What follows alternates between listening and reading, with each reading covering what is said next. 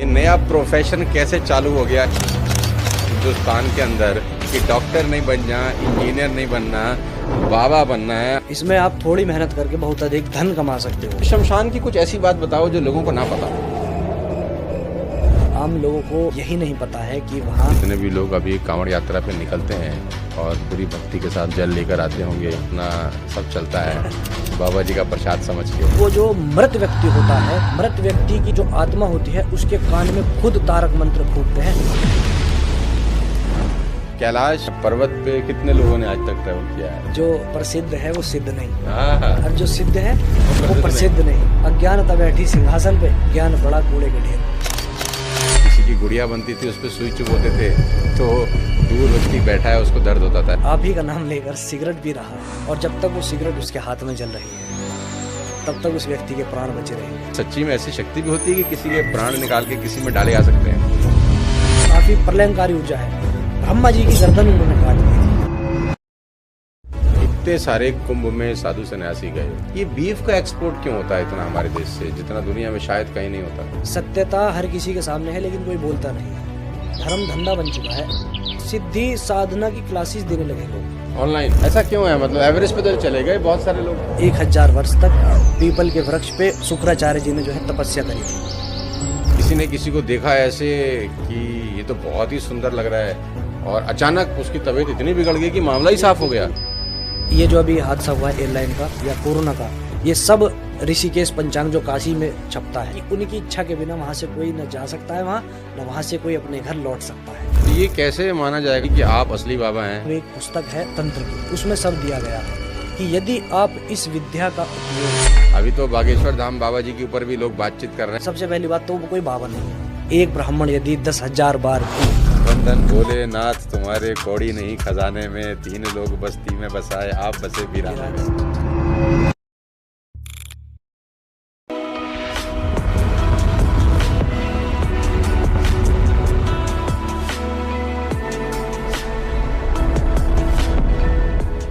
21-22 साल का एक नौजवान जो आज से 5-6 साल पहले जीन्स और टी शर्ट पहन के घूमा करता था, बालों में अलग अलग कलर के स्पाइक्स बनाता था, आज 5-6 साल के बाद इतना कुछ बदल गया कि वो आज नए युग के बाबा जी में कन्वर्ट हो गया।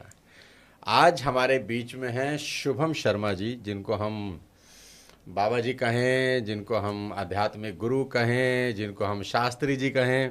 आज उन्हीं से जानेंगे, और जानेंगे आज के इस पॉडकास्ट में क्यों आज का युवा इंजीनियर नहीं बनना चाहता, बाबा बनना चाहता है।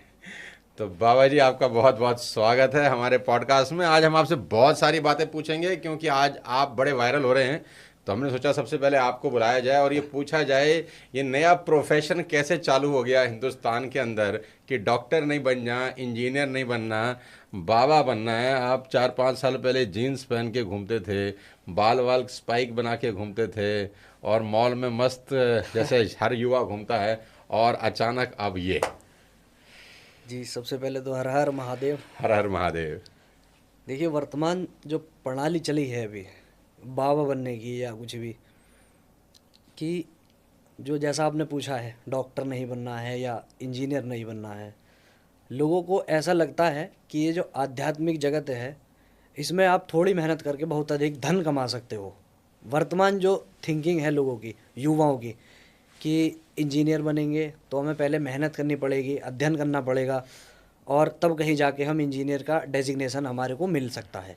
लेकिन वर्तमान जो समय है उसमें क्या है कि आपकी कोई क्वालिफ़िकेशन चेक नहीं करेगा बाबा बनने से पहले, कि आपने कुछ शिष्टाचार है अंदर, कुछ अच्छा आचरण है या नहीं है। बस आपको भगवा पहनना है, बाल बढ़ाने हैं, दाढ़ी बढ़ानी है, और आप बन गए बाबा। और उसके बाद क्या होगा, भोले भाले लोग, जैसे आप कभी कुंभ में अभी देखा आपने, किसी को नहीं पता बाबा वास्तव में क्या होते हैं, संत क्या होते हैं, साधु क्या होते हैं। भगवा देखा, दाढ़ी देखी, और जाके सीधा पैरों में दंडवत प्रणाम करने लगे। तो जब ऐसा होता है कि मेरे को बिना कुछ करे ही दुनिया इतना सम्मान दे रही है, पैर छू के पैसे दे रही है, मैं क्यों बनूं इंजीनियर, बाबा बन जाता हूँ। लेकिन उसके पीछे का सच वास्तव में ये नहीं पता किसी को, कि अगर आप वास्तव में संत या साधु बनना चाहते हो तो वो जीवन केवल और केवल त्याग और तपस्या से भरा है। तो शुभम शर्मा जी के मन में अचानक ये विचार आया या शुरू से ही चल रहा था? और अगर शुरू से चल रहा था तो फिर शुरू में ही क्यों नहीं परिवर्तन हुआ? और अचानक विचार आया 22 साल 21 साल में महादेव की कृपा हुई या क्या हुआ, वो आप मुझे बताएंगे कि क्या हुआ? आप तो अच्छा खासा ग्रेजुएट हो गए, अच्छे खासे जर्मनी की कोई डिग्री भी आपने ले ली, बड़ी अच्छी आपकी शिक्षा रही और 21-22 साल तक तो आप बढ़िया मस्त जैसा आजकल के लड़के घूमते हैं वैसा घूमते थे और अचानक महादेव की कृपा से अब आप ये बन गए। तो ये अचानक रातों रात हुआ या पहले से सोचा नहीं, समझा था? ना सोचा समझा था हाँ। और ना रातों रात हुआ। ये ग्रेजुअली हुआ है, धीरे धीरे। अच्छा। क्योंकि उस अवस्था में भी पूजा पाठ मैं रोज ही किया करता था। अच्छा। जैसे कि लोअर में या जीन्स में ही मंदिर चले जाना। धीरे धीरे धीरे धीरे जैसे मैं उस क्षेत्र में घुसता रहा, ज्ञान लेता रहा, और खुद ऐसा कहा जाता है कि जैसे शिव जी से बड़ा कोई ज्ञानी नहीं, ना उनसे बड़ा कोई गुरु है। तो ये ज्ञान मुद्रा कहा जाता है इसको। ठीक। चाहे मैं मंदिर जाता था, जल चढ़ाता था, मुझे जैसे बैठा जाता था 2 मिनट 5 मिनट इस मुद्रा में, ज्ञान अवस्था में मैं ध्यान में बैठ जाता था खुद से ही? खुद से ही। उस समय ना मुझे कुछ मंत्र आता था कि मेरे को क्या करना है, बस खुद ही भगवान की कृपा से, अहेतु की कृपा जैसे होती है कि किसी कारणवश नहीं होती है, वो खुद ही हो जाती है। बस मैं ऐसे ही बैठा करता था आंख बंद करके, और धीरे धीरे धीरे धीरे धीरे धीरे बस मुझे पता नहीं क्या ऐसा अंदर से ही ऐसी अनुभूति होने लगी कि अब मुझे थोड़ा सा और इस लाइन में आगे जाना चाहिए। क्योंकि मेरी भूख उस समय बढ़ने लगी धीरे धीरे कि इतने से मेरा कार्य नहीं हो रहा है। तब मुझे एक विद्वान ने बताया कि ऐसे वस्त्रों में आपको पूजन नहीं करना चाहिए, जीन्स पहन के, जीन्स टी-शर्ट पहनकर, टी शर्ट पहनकर, क्योंकि आप हो सकता है घर में भी इन्हें पहनकर बैठे हो हाँ। और वो अपवित्र अवस्था में हो। आप उठे, जल का लोटा लिया और आप मंदिर आके चढ़ाकर चले गए। क्योंकि पूजा पाठ में पवित्रता का बहुत ज़्यादा ध्यान दिया जाता नियम है। नियम है। जैसे एक ड्रेस कोड हर जगह का होता है, स्कूल का, कॉलेजेस का, एम्प्लॉयज़ का, जी। उसी प्रकार हमारी सनातन परंपरा में एक ड्रेस कोड पूजा पाठ के लिए भी दिया गया है। माताओं बहनों के लिए साड़ी का है, और जो पुरुष हैं उनके लिए धोती कुर्ते का है, या उत्तरी और धोती का है जो सिली नहीं होती है। तो ये कैसे माना जाएगा शास्त्री जी कि आप असली बाबा हैं?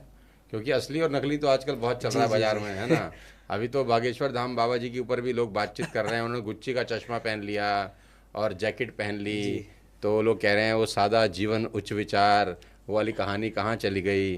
तो उन्होंने कहा मैं तो अब डबल रेट का पहनूंगा, मेरे को किसी ने दान भक्त ने दिया है, मैंने खुद नहीं खरीदा। चलो वो भी जो उनका पर्सनल कहानी है, लेकिन वो जो कहा जाता था कि सादा जीवन उच्च विचार, वो कहाँ चली गई बात? फिर क्या ये ठीक है आपके हिसाब से?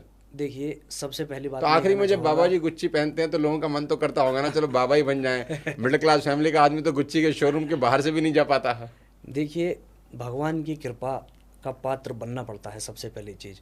और ये तो कुछ राजनीतिज्ञों का एक शुरू से रहा है कि सनातन धर्म को ही टारगेट किया जाता है।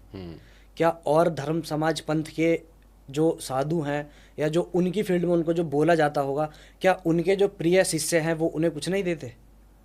लेकिन प्रारंभिक अवस्था से ही टारगेट केवल और केवल सनातन को ही किया जाता है कि इस वर्ण व्यवस्था के, इस संप्रदाय के साधु को किसी ने ये दिया तो क्यों दिया? अरे उसके पास था, उसने दे दिया भाववश आकर। अगर आपको ही यदि कोई कुछ दे या मुझे ही कुछ दे, मैं तो रख लूँगा, आप भी रख लेंगे। कोई संसार में ऐसा नहीं कि अगर किसी को कोई फॉर्चूनर दान दे तो वो मना कर दे कि मुझे नहीं चाहिए। इस चराचर जगत में कोई ऐसा नहीं है। जो उंगली उठा रहे हैं, आज यदि उनको भी कोई गुची से महंगा कुछ दे तो क्या वो लेंगे? नहीं बोलते भी होंगे कि हमको भी लाके दो। तो फिर तो ये एक मानसिकता है कि टारगेट ही केवल सनातन को करना है। अरे चोर पहन सकता है गुच्ची, उचक्का पहन सकता है, डाकू पहन सकता है, तो बाबा जी क्यों नहीं पहन सकते? जो स्मगलर होते हैं, जो गलत काम करने वाला गुच्ची पहन ले तो कोई दिक्कत नहीं है। जीप में अस्त्र लेकर चल रहे हैं, उन्हें तो कुछ नहीं, कोई उंगली उठा रहा, कोई ऑब्जेक्शन नहीं करता है। अत्याचारी गुच्ची पहन ले तो कोई दिक्कत नहीं है, कोई भगोड़ा गुच्ची पहन ले तो कोई दिक्कत नहीं है। भगवान का नाम लेने वाला पहन रहा है तो सबको समस्या हो गई। मेरे हिसाब से तो गलत है। इसमें मसला ये है कि हम ही उंगली उठाते हैं अपने समाज के लोगों पर। हाँ। कोई विधर्मी या विरोधी नहीं उठा रहा है। उनमें भी 90% बोलने वाले हिंदू ही समाज से हैं, भगवान को मानने वाले लोग ही हैं। हाँ, कि बाबा ने ऐसा पहना। तो सबसे पहली बात तो वो कोई बाबा नहीं है, वो कोई बाबा नहीं है धीरेन्द्र शास्त्री जी। वो एक युवा हैं और वो सनातन के लिए कार्य कर रहे हैं। ना तो उन्हें कोई साधु कहना उचित होगा और ना उन्हें बाबा कहना, सन्यासी कहना उचित होगा। वो एक कथावाचक है जी। तो और बहुत से लोग जो कहते हैं कि अभी जैसे एक एयरलाइन का जो हादसा हुआ है, हाँ, एयर इंडिया का। एयर इंडिया का, कि तब इनकी शक्ति कहाँ चली गई थी, हाँ, पूछ रहे हैं या ना कि अभी जो वो एक अटैक हुआ है जम्मू में, वहाँ तब इन्होंने कोई पर्ची क्यों नहीं खोली। पहलगाम में। तो मैं ये कहना चाहूँगा कि जैसे एक वाईफाई की रेंज होती है ना, वाईफाई की रेंज होती है कि एक लिमिटेड एरिया तक ही वो काम करता है। इसी प्रकार से यदि कोई सिद्धि साधना प्राप्त करता है ईश्वर से, उसकी भी एक रेंज होती है, उसकी एक सीमा होती है। असीमित तक जो असीमित शक्ति है वो केवल उस विधाता के पास है और किसी के पास नहीं है। यदि आप उनके सामने जाकर बैठेंगे तब वो आपके बारे में कुछ बता सकते हैं। ऐसा नहीं है कि पूरे संसार सागर में क्या हो रहा है वो व्यक्ति बैठा हुआ बता देगा। ये फिर मैं कह रहा हूँ कि ये केवल और केवल टारगेट किया जाता है प्रारंभिक अवस्था से ही सनातन धर्म को, इससे अधिक ये कुछ भी नहीं है। कि उन्होंने महंगा पहना है तो क्यों पहना है, यदि वो घूम रहे हैं विदेश में तो क्यों घूम रहे हैं। अरे भगवान की कृपा से ही सब कुछ प्राप्त होता है। यदि किसी ऐसे बोलने वाले व्यक्ति से बोला जाए कि मैं अपने खर्चे से आपको यूरोप का ट्रिप करा रहा हूँ, क्या वो व्यक्ति जाएगा? नहीं, इतने में तो एयरपोर्ट पहुंच चला जाएगा ना। लेकिन क्या है ना कि अपने दुख से दुखी कोई नहीं, दूसरे के सुख से दुनिया अच्छा, आप दुखी मुझे है। शास्त्री जी एक बात बताओ कि इतने सारे बाबा आए पिछले कुछ समय मार्केट के अंदर जी। मैं तो ऐसे ऐसे वीडियो सोशल मीडिया पे देखता हूँ कि हंसी भी आती है और गुस्सा भी आता है, लेकिन अब हम क्या करें। वो एक बाबा का मैंने वीडियो देखा, नाम तो मेरे जहन से भी उतर गया। उसके दरबार में कोई एक लेडी लेटी हैं जो सो कॉल्ड मर चुकी हैं, और उनके घर वाले उसको लेकर आए हैं, बाबा जी ऐसा हो गया टाइप्स। तो बाबा जी उसको बोल रहे हैं, क्या मैं तेरे प्राण निकाल के इस लड़की में डाल दूं? तो कह रही, हाँ बाबा जी डाल दो, थोड़े से डाल दूं, हाँ थोड़े से डाल दो। तो वो ऐसे ऐसे कर रहे हैं कि इसके प्राण निकाल के इसमें से इसमें डाल दिए जाएं, गुड़ गुड़ गुड़ छू, और वो लड़की अचानक से खड़ी हो जाती है और जय बाबा जी हो जाता है। तो मतलब ये सच्ची में ऐसी शक्ति भी होती है कि किसी के प्राण निकाल के किसी में डाले आ सकते हैं? शक्ति होती है, मृत संजीवनी विद्या उसको बोला जाता है, लेकिन वर्तमान में किसी के पास तो वो नहीं है। बाबा जी कर रहे हैं वो सोशल केवल और मीडिया के केवल, ऊपर। देखिए पाखंड से भरा हुआ हमारा समाज है, हमारा देश है वर्तमान समय में। मैं स्पष्ट सी बात कहूँगा, मैं ना इधर से कहूँगा ना उधर से, मैं सीधी बात कहूँगा एकदम डायरेक्ट, क्योंकि मैं किसी प्रकार का कोई भय नहीं मानता। नहीं सबसे तो पहली चीज़, किसी को तो सच बोलना ही चाहिए ना। देखिए क्या है कि विद्या है, ये मृत संजीवनी विद्या है, भगवान आशुतोष के ही श्री चरणों से निकली है, भगवान भूतेश्वर महादेव के ही। उन्होंने किन्हें दी? शुक्राचार्य जी महाराज को। विद्या है, लेकिन वर्तमान में उसे कोई नहीं पा सकता। 1000 वर्ष तक पीपल के वृक्ष पे उल्टे इस बल से शुक्राचार्य जी ने जो है तपस्या करी थी, तब कहीं जाके भगवान शिव ने प्रसन्न होकर उन्हें मृत संजीवनी विद्या का दान दिया था। वर्तमान में कोई कर सकता है ऐसा? कभी नहीं कर सकता, इतने वर्ष तक जी ही नहीं सकता। उल्टे लटक के विद्या तो बात बहुत दूर की है, इतने वर्ष तक कोई जी ही नहीं सकता। मतलब विद्या तो होती है, विद्या होती है, विद्या है निसंदेह, हमारे सनातन धर्म शास्त्रों में हाँ, एक से एक विद्या एक से है, एक विद्या। विद्या है। लेकिन उन्हें पाने के लिए त्याग चाहिए, तपस्या चाहिए, और वास्तविक उस गुरु का, उस ज्ञाता का हमें सानिध्य चाहिए जो हमें वो दे सकता है।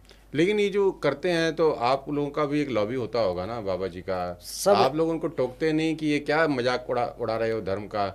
जो पढ़े लिखे लोग देखते होंगे तो क्या संदेश मैं लेके जाते होंगे? अपने खुद के पर्सनल इंस्टाग्राम अकाउंट से खूब लोगों को सजग करता हूँ कि ये केवल और केवल पाखंड है, इससे दूर रहकर अपनी बुद्धि का उपयोग कीजिए। वास्तव में जो तंत्र होता है, वास्तव में जो तंत्र प्रणाली वो दिखा रहे हैं लोग इस समय, वास्तव में जो तंत्र होता है, जो उसके प्रणेता हैं, उसके ज्ञाता हैं, वो उस कार्य को पूरी तरह से गुप्त करते हैं, पूरी तरह से वो कार्य कॉन्फिडेंशियल होता है। वीडियो चल रहा है, वो सब पाखंड है। जो पब्लिक में आ गया है इस तरह का कोई गुप्त कार्य है, केवल और केवल वो पाखंड है। मैं फिर कह रहा हूँ, वो केवल और केवल पाखंड है। अरे एक बाबा जी वो हैं जो कहते हैं समोसा खा लो तुम्हारी ज़िंदगी ठीक हो जाएगी, तुम्हारी लाल चटनी आ रही है, हरी चटनी आ रही है।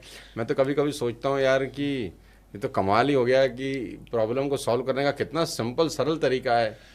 देखिए हमारे समाज में जो स्त्रियां हैं प्रारंभिक अवस्था से ही वो भावनात्मक ज़्यादा है, हाँ, इमोशनल।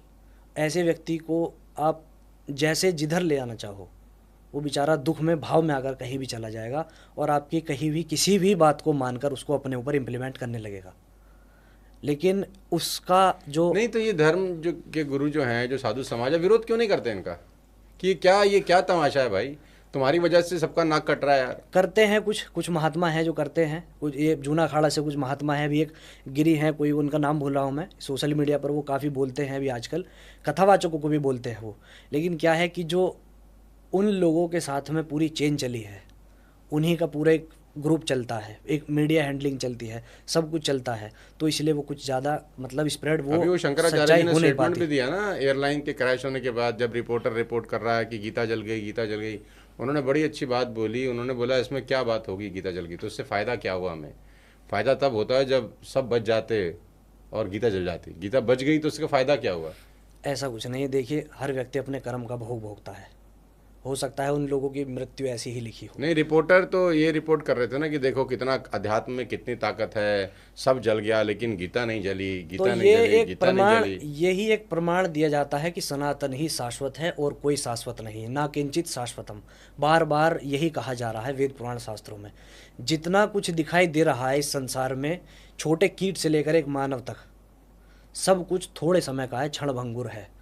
बार बार यही चीख चीख कर विद्वानों ने कहा है, ना किंचित शाश्वतम। और ये जो ऐसे हादसे में मृत्यु होती है, ये उसका प्रमाण है कि गीता सनातन धर्म शास्त्र से जुड़ा हुआ बहुत बड़ा एक हमारा उपहार है, हमें जो मिला है ऊपर वाले की कृपा से, वही बचा है, बाकी सब चले गए हैं। तो इसका सीधा सा यही प्रमाण क्या उन लोगों को नहीं मिल पा रहा है कि जो शाश्वत है वही बचेगा?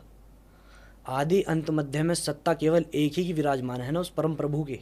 लेकिन शास्त्री जी सवाल तो फिर वही है ना कि गीता अगर बच भी गई ठीक है, तो उससे हमारे को और आपको फ़ायदा क्या हुआ? मतलब लोग जो सवाल उठा रहे हैं उनका तो यही कहना है कि अच्छा होता कि गीता जल जाती ठीक है, और 250 लोग बच जाते।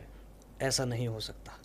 फूल, वो कह रहे हैं फूल से बच्चे जल हर गए। व्यक्ति अपने अपने कर्म का भोग कहाँ भोगता है? नहीं नहीं, उनका कहना ये भक्त, था कि जो जर्नलिस्ट ठीक रिपोर्टिंग है, कर रहे हैं हाँ, वो इतनी बड़ी बात इसको बता रहे हैं कि गीता नहीं जली, गीता नहीं जली, गीता नहीं जली, तो उनका सिर्फ इतना सा कहना था कि ये कोई बहुत बड़ी चीज़ नहीं है। अच्छा तब होता गीता जल जाती और 250 लोग बच जाते। अभी बद्रीनाथ में रिसेंट में बस गिरी है, आपने वीडियो भी देखी होगी, छोटा बच्चा चीखता हुआ कह रहा है, हे बद्रीनाथ तुमने क्या किया, हे बद्रीनाथ तुमने क्या किया। तो वो बालक मुझे दिख रहा है, आपको दिख रहा है, शायद जो सोशल मीडिया पर देखे उन्हें दिख रहा है, लेकिन उस परम प्रभु की नज़र में केवल एक जीवात्मा है जो अपने प्रारब्ध के कर्मों को भोगता है। उसमें कहीं ये नहीं है कि उसका फ़ायदा क्या हुआ। भक्त प्रहलाद भी तो थे, वो अपने पिता के दुश्मन की ही इतनी सेवा करते थे, इतनी पूजा करते थे, वो भी तो कहीं ना कहीं अपना कर्म भोग रहे थे ना, अपने पिता को ऐसा रूप में पाकर। सब व्यक्ति अपने कर्म का प्रारब्ध का भी तो लेकर आते हैं कि उनकी मृत्यु ऐसे होगी। मुझे नहीं पता मेरी मृत्यु कैसे होगी, आपको नहीं पता। मेरे मरने के पश्चात कोई पीछे से कहने लगे कि क्या फ़ायदा इतनी भक्ति का शिव जी की जो तुम्हें बचा नहीं पाए। क्या सब मार्कंडे बन जाएंगे कि अगर कोई शिवलिंग को लपेट कर बैठ जाए तो भगवान शिव उसकी रक्षा करने आ जाएंगे? ये तो एक शाश्वत सत्य ये है कि जिसने मानव ध्येय लिया है, नाम लिया है, उसे जाना ही जाना होगा। इसमें कोई फ़ायदे की या नुकसान की बात ही नहीं है। अरे शास्त्री जी चलो छोड़ो, शिव जी की बात करते हैं। जो सबसे इम्पोर्टेंट बात है, जो मुझे बड़े मन से आपसे पूछना भी चाहता हूँ, जी, आप भगवान शंकर के बारे में कुछ बताएं हमको। देखिए मेरे अंदर उतनी सामर्थ्य नहीं, जो नहीं है जो कि हम मैं उनके बारे में चर्चा तो कर ही जी, सकते हैं जी, अपने ईश्वर की। जी। जैसा कि सब जानते हैं वो बहुत दयालु हैं, परम दयालु हैं, दयालु के भी भोले दयालु बाबा हैं, हैं। भोले हैं और औखड़दानी है। जो जो मांगता है दे देते उसे दे देते हैं। अभी श्रावण मास प्रारंभ हो रहा है, हाँ हाँ। उन्हीं का महीना है। भगवान नारायण शेष अपनी जो है अपनी निद्रा में चले जाते हैं, तब सारी सृष्टि का जो कार्यभार है भगवान शिव जी के ही हाथ में होगा। ऐसी अवस्था में उन्हें जितना जल से स्नान कराया जाए भगवान उतना प्रसन्न होते हैं। और रही बात उनके बारे में कुछ बात करने की या उन्हें जानने की, जैसा मैंने आपको भी ऑफ कैमरा भी बताया था कि एक ब्राह्मण यदि 10,000 बार भी वेद का पारायण करता है, वेद का पाठ पढ़ता है, तो भी शिव जी को नहीं जान सकता। शिव जी एक वो जैसा लोग जानते हैं वो शिव नहीं है। शिव वो नहीं है जैसा लोग जानते हैं उन्हें पूजते हैं। शिव एक तत्व है जो आपके और मेरे भीतर पैदा है, बस हमें उसे जागृत करना है। और वो तत्व क्या है? सत्य भाषण। हमें सत्य बोलना चाहिए। वो शिव जी का स्वरूप हमारे भीतर विद्यमान है, बस हमें उसे केवल थोड़ा सा तप करके जागृत करना है। शिव एक तत्व है, कोई मूर्ति नहीं है। जब आदि अंत मध्य में अंत में संसार के अंत में जब कुछ भी नहीं होता, केवल अंधकार होता है, केवल और केवल एक अग्नि स्तंभ शिव महापुराण के प्रथम अध्याय में आपको मिलेगा। केवल और केवल एक अग्नि स्तंभ उस समय विद्यमान होता है जिसमें से ब्रह्मा और विष्णु निकलते हैं। वो अग्नि स्तंभ ही सदाशिव का प्रतीक है। जैसे हम निराकार ब्रह्म के रूप में पूजते हैं, वही निराकार ब्रह्म वो अग्नि स्तंभ है जो शिव है, सदाशिव है। और जब देवताओं के आग्रह पर अपने वो शरीर में अपने साकार रूप में आते हैं, तब हम उन्हें शंकर कहकर उच्चारण करते हैं। अभी कांवड़ यात्रा भी स्टार्ट हो जाएगी, है जी। ना? तो आपको क्या लगता है कि जितने भी लोग अभी कांवड़ यात्रा पे निकलते हैं, ये सब लोग पूरी श्रद्धा, पूरी भक्ति के साथ वहाँ जाते होंगे और पूरी भक्ति के साथ वहाँ जल लेकर आते होंगे? क्योंकि कांवड़ यात्रा के दौरान बहुत बार ऐसा देखा गया है कि हुड़दंगी भी लोग बहुत होते हैं, जी। हुड़दंग मचाते हैं। सब तो नहीं मचाते, लेकिन कुछ तो मचाते ही हैं, और वहाँ पर अपना सब चलता है बाबा जी का प्रसाद समझ के। जी, देखिए, शिव जी की बारात का चरित्र सुना है आपने, प्रसंग सुना है? थोड़ा सुनाएंगे तो अच्छा लगेगा। उस प्रसंग में शिव विवाह में कैसे कैसे व्यक्ति हैं, कैसे कैसे भूत प्रेत सब हैं। भूत प्रेत पिशाच, किसी का सर नहीं, किसी का धड़ नहीं, किसी के हाथ उल्टे किसी के हैं, 10 सर हैं। 10 सर है ना, ऐसे ऐसे। तो मतलब, और सुंदर भी हैं, हाँ, सुंदर भी हैं, किन्नर भी हैं, यक्ष भी हैं, गंधर्व भी हैं, सब हैं। उसी प्रकार से ये भक्त श्रेणी में आते हैं हाँ, उनकी बारात के रूप में। उसमें आपको सात्विक सौम्य भी मिलेगा, जो केवल अपने घर से भाव लेकर जाएगा, जल लेगा और शिवरात्रि के दिन भगवान को बिल्कुल। चढ़ा के अपना हाथ जोड़ के अपने घर जाके सो जाएगा अपना ध्यान करते हुए। ठीक ठीक। कुछ ऐसे होंगे वो सीधे जाएंगे, लेकिन आएंगे घूमते फिरते टेढ़े आनंद लेते हुए। अच्छा। तो भाव हैं, अब सबके अलग अलग भाव हैं। हाँ। आपको नहीं पसंद गांजा पीना, और मैं कहूँ कि मुझे बहुत पसंद है, पीता नहीं हूँ मैं, लेकिन नहीं, बताऊँ, ठीक, ठीक। भाव वाली बात कर रहा हूँ। मुझे बहुत पसंद है, मुझे आनंद मिलता है, मेरे भगवान का प्रसाद है। हम्म। उसमें आप कुछ नहीं कर सकते किसी के भाव को, क्योंकि ये अच्छा, भाव वाली भगवान का बात है। प्रसाद समझ के पी सकते हैं उसको? नहीं, बिल्कुल नहीं, क्योंकि ये कहीं इसका प्रमाण नहीं दिया गया है।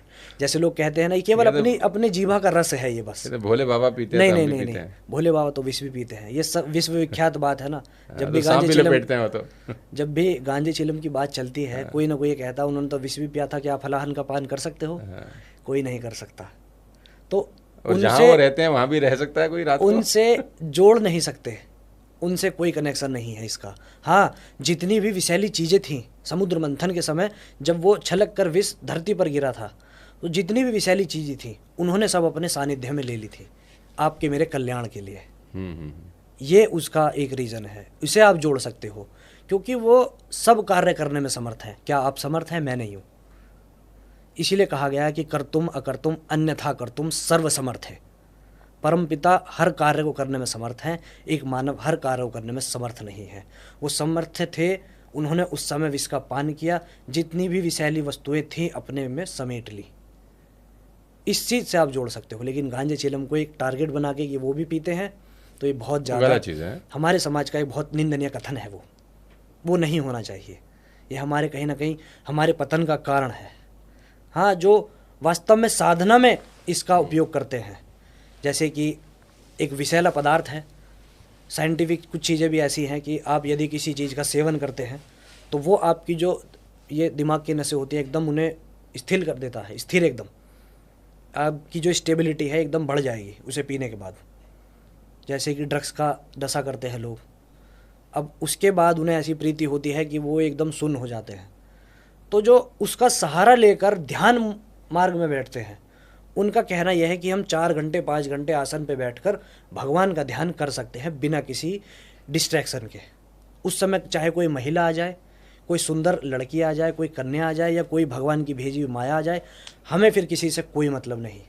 हमारा जो टारगेट है, वो भगवान का लक्ष्य है, वो हमारा पूरा होगा, उसी के पश्चात हमारी आंखें खुलेंगी। तो कुछ लोग, ज्ञानी लोग, उसका इस प्रकार से सदुपयोग करते हैं। भविष्यवाणी होती है क्या? बिल्कुल होती है। मतलब मैं थोड़ा उत्सुक हूँ जानने के जी। लिए कि जैसे बड़े बड़े हादसे हो जाते हैं, जैसे हो गया, तो बहुत सारे लोग बोल रहे हैं अभी पहले बता देते अगर इतनी ताकत, इतनी क्षमता किसी के अंदर है तो ये चीज़ें रुक जाती, टाइप्स कहानी। और भविष्यवाणी के नाम पे बहुत सारे लोग अपना दुकान भी चलाते ही हैं। जो क्या है कि जिनके पास ज्ञान नहीं है वो दुकान चलाते हैं, और जिनके पास बहुत ज्ञान है वो गुप्त रूप से अपने ज्ञान को और बढ़ाते हैं। कि ब्रह्मास्त्र छोटे से युद्ध पे नहीं छोड़ा जाएगा ना। यदि आपके पास, मैं कहूँ कि आपके पास एक बहुत बड़ी शक्ति है, तो आखिरी तक बचा के रखेंगे। आपकी गली में लड़ाई होगी, आपने छोड़ दी, ऐसा थोड़ी होगा। एक बड़े अनुष्ठान के लिए उसको रखा जाएगा।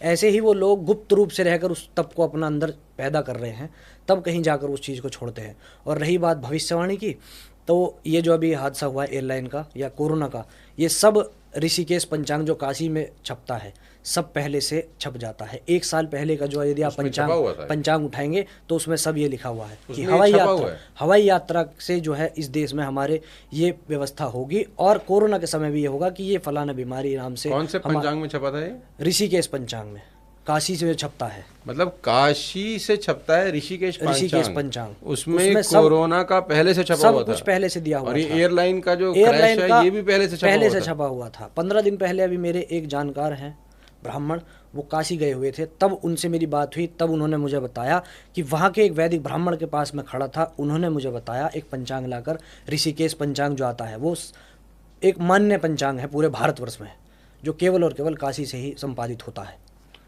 कुछ तो गूढ़ रहस्य है, क्योंकि जिस दिन क्रैश हुआ ना, उस दिन सवेरे के न्यूज़पेपर में एक कंपनी अमूल थी, पता नहीं क्या नाम था, शायद मुझे जहाँ तक याद नहीं आ रहा अभी, कोई कंपनी का ऐड था जिसमें वो प्लेन, इंडियन एयरलाइंस का ही प्लेन, क्या कहते हैं, एक बिल्डिंग से क्या कहते हैं, जैसा क्रैश के बाद उसकी अवस्था थी वैसा ही ऐड में दिखाया, सवेरे न्यूज़पेपर में फ्रंट पेज पे वैसा क्या कहते हैं, एज इट इज़ ऐड था। तो ये क्या है कि देखिए, भविष्यवाणी तो हो जाती है, वो वास्तविकता है कि यदि कुछ होने वाला है, बहुत से लोगों को वो आभास होने लगता है, लेकिन हो सकता है कहीं ना कहीं कोई राजनीति की, जो आपने अमूल वाली बात बताई है, मुझे नाम याद नहीं आ रहा, अमूल था कि पता नहीं, कहीं ना कहीं कोई राजनीतिक प्रपंच भी हो सकता है हर कार्य में, क्योंकि राजनीति एक ऐसी व्यवस्था है कि वो नहीं देखेगी कोई मासूम जा रहा है। अच्छा, आपको लगता है कि इसके पीछे कोई राजनीतिक कारण भी हो भी सकता है, कुछ भी हो सकता है इस संसार में। पूर्व चीफ मिनिस्टर उसमें ट्रेवल कर रहे थे, मतलब उस दिशा में लेके जा रहे हैं आप इसको? नहीं, जैसा आपने भी कहा कि ऐसा कुछ, लेकिन मैं तो उस मार्ग का हूँ, तो मैं भविष्यवाणी के लिए आपसे कह रहा हूँ कि भविष्यवाणी वाली बात बिल्कुल सत्य है, वो होती है और वो करते हैं विद्वान लोग।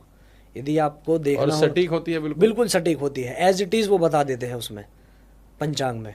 लेकिन क्या है ना कि 20-50 रुपये के पंचांग पे कोई भरोसा नहीं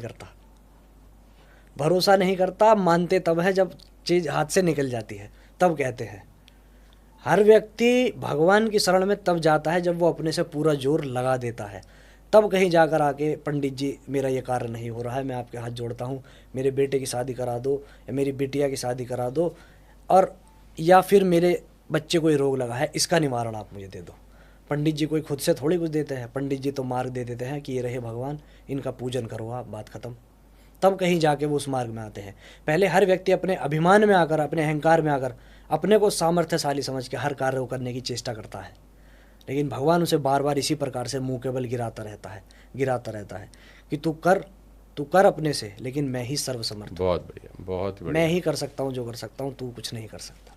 मैं शास्त्री जी आपकी थोड़ी सी वेशभूषा के बारे में भी थोड़ा उत्सुक हूँ पूछने के लिए कि आपने ये वस्त्र, मैंने पूछ लिया आपसे कि आपने धारण किए हैं काले, आपने बोला कि उसका मुझे उचित आंसर दिया। अब ये जो आपने मालाएं धारण कर रखी हैं जी, ये एक तो मुझे देखने से रुद्राक्ष जैसी लग रही है, अब क्या है वो आप जाने।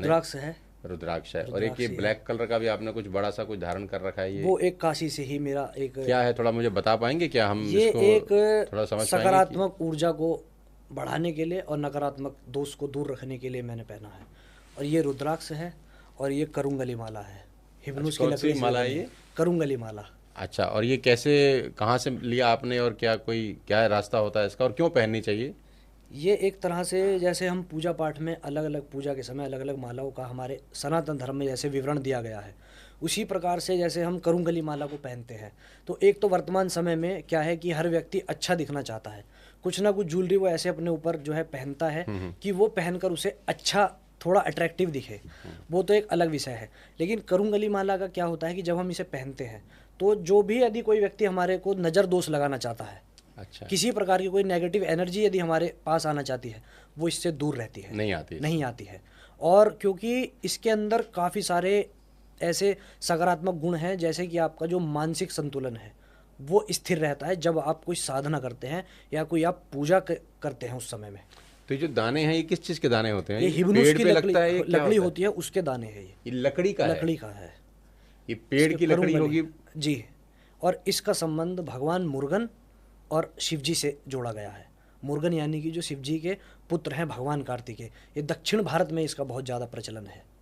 अच्छा, हमारे नॉर्थ में बहुत कम लोग अभी तो इसको लकड़ी जानते हैं। काटते हैं, लकड़ी काट के इस तब आकार ये देते हैं आकार ये? दिया जाता है, तब इसको हम पहनते हैं। अच्छा, नज़र दोष किसी भी तरह का हो, नजर वो दोष इससे लगता दोष है क्या वैसे? बिल्कुल लगता नजर है, लगती है किसी को बिल्कुल लगती है, कि यार बिल्कुल तू तो बड़ा सुंदर लग रहा है, अगले दिन बिल्कुल बीमार हो बिल्कुल गया वो? बिल्कुल बिल्कुल। ऐसा होता है? विज्ञान भी मानता है ना कि नेगेटिव एनर्जी है और पॉजिटिव एनर्जी है, हाँ, मानता है ना विज्ञान भी। तो विज्ञान को तो एक बार को हो सकता है हमारे समाज के, हमारे एज के लोग सनातन की या धर्मशास्त्र की जुड़ी हुई किसी चीज़ को नकार दें, लेकिन विज्ञान को सब मानते हैं ना। तो विज्ञान भी ये मानता है कि नेगेटिव भी है, पॉजिटिव भी है। इसी प्रकार से नज़र दोष भी होता है। ये कितना प्रभावशाली हो सकता है? कि ऐसा भी मैंने सुना है कि किसी ने किसी को देखा है ऐसे कि ये तो बहुत ही सुंदर लग रहा है, और अचानक उसकी तबीयत इतनी बिगड़ गई कि मामला ही ये साफ हो बिल्कुल गया। होती है, मैं अपने से बता सकता हूँ, मेरे साथ हो जाता है। हम तो जब छोटे थे, हमारे पिताजी वो मिर्ची रखते थे हाँ कि यार, हम बोलते तबीयत ठीक नहीं है तो बोलते थे ओहो तुझे नज़र लग गई है, जी। बैठ। तो वो 7 मिर्ची ली, वो डंडी वाली मिर्ची, घुमा और के। घुमाई, फिर उसको जला दी, तो वो मिर्ची में स्मेल नहीं बिल्कुल आती भी थी, धसका नहीं लगता और है। कागज की माफिक वो ना? जल सब- जाती थी पूरी। वैसे मिर्ची आप जलाएंगे तो आप बैठ नहीं सकते। बैठ नहीं सकते। यही यही देखिए सार है। इसी से आप समझ लीजिए कि जिस मिर्च को आप यदि जलाते हैं, हाँ, वो आपको बैठना मुश्किल कर possible देगा, ही है ना। नहीं है। यदि यहाँ पे एक भी जल जाए तो सब बाहर भाग है जाएंगे। ना, इतना धुआं उठेगा। लेकिन जब नज़र के लिए उसको उतारा जाता है 7 बार, तब आप देखिए कि हल्का सा भी धसका आपको नहीं लग नहीं सकता। लगता। तो ये क्या है, प्रमाण के साथ आपको सब पता चल रहा है कि वास्तव में नज़र दोष होता है। और नज़र इतनी कैड़ी, इतनी बुरी चीज़ है कि पत्थर को वास्तव में फोड़ फाड़ सकती देती है। बिल्कुल फोड़ सकती है। नज़र दोष सच में होता है, और केवल भारत में ही नहीं, ऑल ओवर द ग्लोब के लोग इसको मानते हैं। विदेशों में भी नज़र दोष होता है। बस क्या है कि वो लोग, उन लोगों का तरीका अलग है, उन लोगों के देवी देवता अलग हैं, उन करने की रेमेडीज़ अलग हैं, लेकिन होता वहाँ भी है। ऐसा नहीं है कि केवल भारतवर्ष में ही नज़र दोष होता है, और वो लगती सबको है। और ये अच्छे लोगों की भी लग जाती है, ऐसा नहीं कि खाली बुरे लोग होते हैं। माँ बाप की बच्चों को लग जाती है, बड़ा अच्छा लग रहा है, बीमार हो गया शाम तक। देखिए क्या होता है कि काफ़ी बार ऐसा होता है जब कोई प्रेम से भी हो जाता जब है। कोई जैसे बॉडी बनाता है ना, हाँ। जब जिम करते हैं, तो काफ़ी बार क्या होता है कि खुद की बॉडी देखकर शीशे में उनको अच्छा सा लगता है कि मतलब अच्छी बॉडी हो रही है, तो खुद की नज़र भी लग जाती है। खुद की भी लग जाती है। तब आप देखेंगे थोड़े समय बाद आपका क्या है कि वर्कआउट के लिए मन नहीं कर रहा है, या पूजन में बैठे हैं तो आपके शरीर में थोड़ा आलस्य भर गया है, खुद की भी नज़र लग जाती है। वो क्या है ना कि इसको एक तरह का मैनिफेस्टेशन भी आप बोल सकते हैं, जैसा आप उस समय सोच रहे हो, है ना, यार अच्छा लग रहा है सब कुछ, कुछ गलत ना हो, वही गलत आपके साथ घट जाता है थोड़ी सी रूप में। वो एक तरह का मैनिफेस्टेशन भी है, जो हम सोच रहे हैं वो वास्तव में हमारे साथ घट भी गया है। तो ठीक है, ये तो आपने बताया, ये मुझे समझ में आ गया, किसी एक पेड़ की लकड़ी का है, जी। नज़र दोष से ये बचाता है। आपने भी हाथ में मैंने भी कुछ पहना पहन रखा है, ये मोटा यही सा, है, इसी वजह से है ये भी उसी का रूप है। यही करुंगली का बड़ा रूप है, मतलब अच्छा, तो थोड़ा आप बड़ा ये है, गले 24 में घंटा पहन के रखते हैं या इसको उतार नहीं, देते इसको हैं? पहनने का यही नियम है कि इसको जब आप पूजा पाठ करें या कहीं अपनी यात्रा पर हैं तब तब वो धारण पहनें। करना है। सोते समय आप, शयन के समय उतार सकते हैं, शौच के समय उतार सकते हैं, जो भी कार्य ऐसा है जो जिसमें हमें इन्हें नहीं पहनना चाहिए तब उतार देना चाहिए। यात्रा पे पूजन के समय हमें इन्हें तो permanent ये पहनना कहाँ से मिलता है, आपने कहाँ से खरीदा है? ये मैंने सनातनी.in करके एक वेबसाइट अच्छा, है, वहाँ जहाँ से से लिया। मुझे ओरिजिनल मैं जब भी खरीदा है वहीं से ही मैंने सब कुछ परचेज किया है। ये सनातनी.in। सनातनी.in, वहाँ से अच्छा। अच्छी, मतलब जो है क्वालिटी, मैंने खुद मैंने पहना है, तब मुझे कहीं जाकर विश्वास है कि हाँ और ये original ब्लैक है। वाला जो बड़ा बड़ा है, ये क्या है? ये काशी से एक मेरे जानकार, एक मित्र हैं, उन्होंने मुझे एक प्रेम स्वरूप भेंट किया था। अच्छा, काशी से। जी, काशी ये का क्या है। लकड़ का है, कपड़े ये का है? धागा है। अच्छा, धागे धागा की है भी ये। अच्छी माला है। हाँ, ये भी नज़र दोष के लिए ही, और एक सकारात्मक, क्या है ना कि मैं आपको बताता हूँ तो आपको personally। लगती है नजर? जी। हाँ? अच्छा, कहते काला टीका लगाओ तो नहीं लगती, आपके तो पूरे वस्त्र भी काले देखिए क्या हैं, नज़र नज़र उस रूप में नहीं, जैसे कि क्या है ना कि मेरी शुरू से ही एक रुचि, मैं ज़्यादा क्यूरियस रहता हूँ मंदिर से अधिक शमशान की तरफ जाने के लिए। अरे बाप रे बाप। मंदिर में मुझे जाकर अनुभूति इतनी नहीं होती है मसान नाथ की, अच्छा, जितनी मुझे जो शमशान घाट की में तरफ होती है। जाकर होती है। इसीलिए वहाँ जाकर बहुत सी व्यवस्थाएं ऐसी होती हैं कि जो आपको, तो शमशान की कुछ ऐसी बात बताओ जो लोगों को ना पता हो। आपके साथ आज हम बैठे हैं तो कुछ ऐसी जानकारी भी तो मिलनी चाहिए ना, जो साधारण आम मानस में है नहीं। हाँ। क्योंकि बीच में अभी मैं सुन रहा था मोरारी बापू को, उन्होंने एक शादी कराई शमशान घाट के अंदर। देखिए एक मत है लोगों का कि जैसे एक लोकाचार में, जैसे हम कहीं शमशान में गए हैं, किसी का दाह संस्कार किया है, वहां से आए स्नान जरूर करते हैं, स्नान करते हैं, है ना, अशुद्ध हो गए, लेकिन किसी को इसके पीछे का एक साइंटिफिक रीजन नहीं पता कि हम स्नान क्यों करते हैं। आपने सुना है कपाल क्रिया होती है, हाँ, वो खोपड़ी वाला। ब्रह्मांड फटता है ना, ये कपाल भ्रमरंध्र बोलते हैं इसको। जी हाँ जी। सारा केंद्र ये है हमारे शरीर का। जी। तो जब ये हमारा भ्रमरंध्र, ये कपाल क्रिया के समय जब फटता है, इसमें से आपने देखा होगा आवाज आती है, अगर यदि कोई ऑब्जर्व करता है तो उस भ्रमरंध्र में से, कपाल में से ऐसे तत्व निकलते हैं जो आपके मेरे शरीर को उस समय कहीं काफी हद तक गिरा सकते हैं, बीपी भी फ्लक्चुएट कर सकते हैं हमारा। अच्छा। तो इसलिए उसका कोई, उस तत्व का कोई प्रभाव हमारे शरीर पर ना हो, हम इसलिए आकर स्नान करते हैं। ऐसा नहीं कि शमशान कोई अशुद्ध भूमि है, कोई हमारे पीछे चिपट जाएगा इसलिए हम स्नान करते हैं। यदि वो स्नान हो, यदि जो वो शमशान अशुद्ध स्थान होता तो मसाननाथ वहाँ क्या कर रहे हैं? अशुद्ध स्थान पे भगवान क्या कर रहे हैं फिर वहाँ अपनी भगवती उमा अपनी शक्ति के साथ? बताइए आप क्या कर रहे हैं? जो लोग बोलते हैं कि शमशान एक अशुद्ध स्थान है।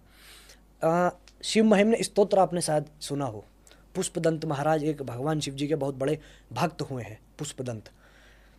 तो उन्होंने एक अपने शिव महिम्न स्तोत्र में एक स्तुति गाई है कि मैं गा के सुनाता हूँ आपको, है ना। श्मशाने स्वा क्रीडा स्मरहर पिशाचा सहचरा चिता भस्मालेपा सृगपि नृकरोटी परिकरा। इसका मतलब क्या है? श्मशाने स्वा क्रीडा पिशाचा सहचरा, भगवान शिव अपने पिशाच, अपने सहचरों के साथ शमशान घाट में क्रीड़ा करते हैं। अच्छा। और उनका जो भस्म है, जो उनका अंगराग है, वो उनका भस्म, उनका श्रृंगार है, जो चिता की भस्म अपने शरीर पर लगाए हैं। तो उसके लिए क्या कहा गया है कि वो स्वरूप उनका अमंगल सा दिखता हुआ भी स्मरण करने वाले के लिए मंगल में साबित हो जाता है। यदि कोई व्यक्ति भगवान शिव जी के ऐसे रूप को देखकर भी उनका स्मरण कर लेता है तो वो उसके लिए भी मंगलकारी है। तो जब भगवान शिव वहाँ क्रीड़ा करते हैं अपने सहचरों के साथ, अपने भूत प्रेत पिशाचों के साथ, तो वो स्थान कैसे अशुद्ध हो सकता है? आप ही बताइए। कोई ऐसी चीज़ बताइए ना शास्त्री जी जो हमको, आम जनता को ना पता हो शमशान के बारे में। शमशान के बारे में आम लोगों को यही नहीं पता है कि वहाँ कौन सा देवता विद्यमान होता है, हमेशा विद्यमान होता है। वो तो शंकर जी के बारे में मालूम है सबको। शंकर जी का कौन सा रूप वहाँ पर विद्यमान होता है? क्या वो शक्ति सात्विक होती है या तामसिक होती है, या जो मंदिर में जिसका तेज ज़्यादा है या शमशान में उसका तेज ज़्यादा है? हर व्यक्ति शमशान घाट जाता है। एक आम व्यक्ति की मैं बता रहा हूँ, साधक की नहीं। आम व्यक्ति क्या करते हैं? महिलाएं जाती नहीं हमारे सनातन धर्म में, जी जी। पुरुष जाते हैं, गए, दाह संस्कार हुआ, हाथ धोए और आ गए। वो कुछ उस समय वहाँ करते हैं? नहीं, कुछ नहीं। महसूस करते हैं कुछ? ना। कुछ भी नहीं करते। क्या वो भगवान शिव जी के विग्रह को देखकर उस समय हाथ जोड़ते हैं? नहीं जोड़ता, कोई नहीं जोड़ता, क्योंकि उन्हें वहाँ उस चीज़ की अनुभूति नहीं किया। वास्तविक रूप में मसाननाथ बैठे। शमशान घाट में कोई सिद्धियाँ विद्याँ भी होती हैं? कोई लोग बात करते हैं सिद्धियाँ? बहुत जल्दी सिद्धियाँ हो जाती है वहाँ, बहुत तीव्रता के साथ। यदि मैं कहूँ लोग बात करते यदि हैं? आप मंदिर में या कहीं और करें तो वो, यदि कोई 6 मंथ लग रहे हैं, 6 महीने लग रहे हैं, तो वहाँ वो 15-20 दिन के अंदर अंदर सिद्ध हो जाएगी, क्योंकि वो इतनी पवित्र भूमि है। कैसी कैसी सिद्धियाँ होती हैं? काफ़ी सारी हैं शमशान में होती हैं। जैसे कि आप भैरव उपासना करते हैं लोग, भैरव उपासना, भैरव की साधना करते हैं। अच्छा। और क्योंकि भगवान शिव जी का जो उग्र रूप है वो भगवान भैरव है, अच्छा। जो काशी के कोतवाल भी कहे गए हैं। भगवान शिव जी का जो उग्र एकदम रूप है, जो मृत्यु को भी जीत लेता है, समय का भी बाप है, समय का भी काल है, समय को भी जीत लेता है, वो रूप भगवान शिव जी का वहाँ विद्यमान होता है। तो बहुत से लोग रात्रि काल में वहाँ पर साधना भी करते हैं। लेकिन वर्तमान समय में क्या है कि जो मोस्टली जो शमशान घाट हैं, संध्या के पश्चात उन्हें बंद कर दिया जाता है, इसी कारण से, ताकि सिद्धि ना कर सके, सिद्धि कोई ना कर सके, कोई गलत कार्य ना कर सके। किसी गलत कार्य भी होते हैं? बिल्कुल होते हैं। जैसे कि किसी की चिता जल रही है और कोई व्यक्ति आकर वहाँ अपना कोई अनुष्ठान कर रहा है, अपना अनुष्ठान मतलब कर रहा है कि कोई सिद्धि करने लगा है उस जलती हुई चिता पर, उस शव के ऊपर, उस शव के ऊपर। तो जो व्यक्ति वहाँ शमशान का होल सोल है, सब देख रहा है, उसकी जिम्मेदारी है ना कि पूरा हमारा जो एक समाज आकर जलाकर गया है एक मृत को, कि पूरा उसका जो शरीर है पूरा सुबह तक जल जाना चाहिए। लेकिन उसी बीच में यदि कोई वहाँ थोड़ा सा पीस उठाकर उसका ले जाता है, उसी शव का, उसी शव का, तो उसका पाप का भागीदार भी तो वो व्यक्ति है ना जो वहाँ तो पर उस शव का पीस उठा के ले जाने से कोई सिद्धि भी होती है? सिद्धि साधनाएं करते हैं ना लोग उन मृत व्यक्ति से भी। वो भगवान को उस रूप में पूजते हैं जब भगवान को एक तामसिक रूप में देखा जाता है। तो तामसिक रूप में फल फूल तो कोई चढ़ाएगा नहीं, ऐसा ही सब कुछ चढ़ाया जाता है, अरे रक्त बाप चढ़ाया रे बाप। जाता है, बलि होती है, यही सब कुछ चढ़ाया जाता है उस समय में। क्योंकि सात्विक मार्ग बहुत अलग है, तामसिक मार्ग में यदि आपको जाना है तो यही सब क्रियाएं हैं जो करनी और पड़ती है, शमशान घाट में यही सब क्रियाएं हैं जो करनी पड़ती है। आप वहाँ ज़रूरी नहीं है कि कोई साधना करने जाओ, आप काशी मणिकर्णिका घाट जाओ, वहाँ जाकर आप खुद से अनुभूति करोगे कि वहाँ वास्तव में कोई है। भगवान मसान नाथ के लिए कहा जाता है कि वो जो मृत व्यक्ति होता है, मृत व्यक्ति की जीवा जो आत्मा होती है उसके कान में खुद तारक मंत्र फूंकते हैं, तब कहीं जाकर काशी में मरने वाले या मणिकर्णिका घाट पे मरने वाले व्यक्ति को जो है मोक्ष प्राप्त होता है। खुद भगवान शिव भगवान मसान नाथ के रूप में वहाँ विद्यमान है और मृत आत्मा के कान में वो जो है तारक मंत्र फूका करते हैं, तब कहीं जाके व्यक्ति वहाँ पे मोक्ष की प्राप्ति करता है। कितने लोग ऐसे हैं जो वहाँ मरने से पहले ही आश्रम बना कर रखते हैं कि हम मरने से कुछ समय पहले, कुछ क्षण पहले ही वहीं उस जाएंगे, आश्रम में जाएंगे तो हमारा मरण वहाँ काशी में हो अपना जाए, आखिरी समय निकालेंगे। बस। तो ये सब मान्यता है। क्या क्या नहीं करना चाहिए शमशान घाट में? क्या नहीं करना चाहिए? हाँ, कि लोग बाग जाते हैं संस्कार में, जी ये नहीं करना चाहिए या ये तो बिल्कुल नहीं करना चाहिए। देखिए, एक तो सबसे पहली चीज़ जो शमशान में, ये आम आदमी जो जाता है, जो साधक है, या तो उन्हें सब कुछ पता होगा। जो एक आम आदमी जाता है वो कुछ इधर उधर का कार्य ना करे वहाँ पे। जैसे कि कोई भी उस समय जब तक वो वहाँ विद्यमान है, जब तक विद्यमान है, कोई ऐसी बात ना करे कि जो भगवान को बुरी लगे, कोई ऐसा आचरण ना दिखाए जो वहाँ पे भगवान को बुरा लगे, कि अपना कोई अहंकार दिखाने लगे। होता है ना कि बहुत से लोग व्यक्ति होते हैं कि हमारे घर का ये व्यक्ति आया है, इसको इतने अच्छे से जो है आप सब कुछ करो, ज़्यादा घी डालो या ऐसी व्यवस्था करो, तो उसका अहंकार उस समय वहाँ नहीं झलकना चाहिए। क्योंकि भगवान शिव जी के लिए कहा गया है कि आप उन्हें कुछ भी चढ़ाओ, वो व्यक्ति के अहंकार का भक्षण बहुत जल्दी करते हैं। तो उस धरा पे जाके सबसे पहला जो आपके अंदर शून्यता का भाव आ जाना चाहिए कि यहाँ आके सब मौन है। लेकिन बहुत से व्यक्ति आपने भी पर्सनल भी देखा होगा कि वहाँ जाकर भी अपनी मकड़ में रहते हैं, उन्हें कोई मतलब नहीं है किसी से भी। वो एक फॉर्मेलिटी के लिए किसी व्यक्ति के उसमें अंतिम क्रिया में आए हैं, आके अपने फ़ोन में लगे हैं, कोई वीडियो भी बना लेता है, कोई अपना इधर उधर जाके अपना कार्य भी कर रहा है, वो उधर से चले जाते हैं। अच्छा शास्त्री जी, एक बात बताओ, मैं आपसे थोड़ा जानने को ये भी इच्छुक हूँ, मेरे अपने मन के सवाल हैं कि क्या ऐसा भी होता है कि वो एक हम कॉलेज में थे तो एक वो जादू होता था, वो किसी की गुड़िया बनती थी, उस पर सुई चुभोते थे तो दूर व्यक्ति बैठा है उसको दर्द होता था, ऐसा होता है क्या कुछ? ये सब होता है, मारण उच्चाटन सब कुछ होता है, मारण उच्चाटन सब कुछ होता है। क्या भला है ये सिद्धियां ही होती हैं, योगिनियां आपका कार्य सिद्ध करती हैं। लेकिन अच्छा, थोड़ा समझाओ आपको हमको। उन्हें पहले साधना पड़ता है। ये मैं पहले ही बता देना चाहता हूँ, लेकिन कि ये कार्य गृहस्थ आश्रम वाले लोगों के लिए बिल्कुल नहीं बने हैं। गृहस्थ आश्रम वाला व्यक्ति केवल और केवल देवी देवताओं के सौम्य रूप की उपासना करे। ठीक है। लेकिन जो विरक्त हो चुके हैं इस संसार से, अपने घर परिवार से, वो ही जाकर इस मार्ग में आगे आते हैं, क्योंकि उन्हें ये होता है कि अब हम सब कुछ छोड़ आए हैं। ठीक है। यदि हम इस सिद्धि को करते समय कुछ ऐसा हो गया कि हम मर भी गए, किसी योगिनी ने या किसी शक्ति ने, भगवान के किसी सहचर ने, उस शक्ति के किसी भी गण ने मेरे ऊपर कोई प्रहार भी किया, मैं मर भी गया, तो मुझे कोई दिक्कत नहीं है। तो गृहस्थ वाले लोग ये बिल्कुल नहीं कर तो सकते। क्या होता है ये सिद्धि, इसमें क्या होता है? इसमें क्या करते हैं कि एक समाज पंथ के एक विश्वविख्यात या कोई अच्छे ज्ञाता, एक पहले तो गुरु का चयन किया जाता है।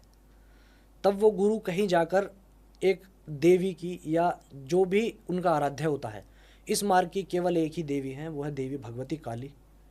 क्योंकि तंत्र की अधिष्ठात्री देवी है देवी काली और अधिष्ठात्र देवता है भगवान शिव।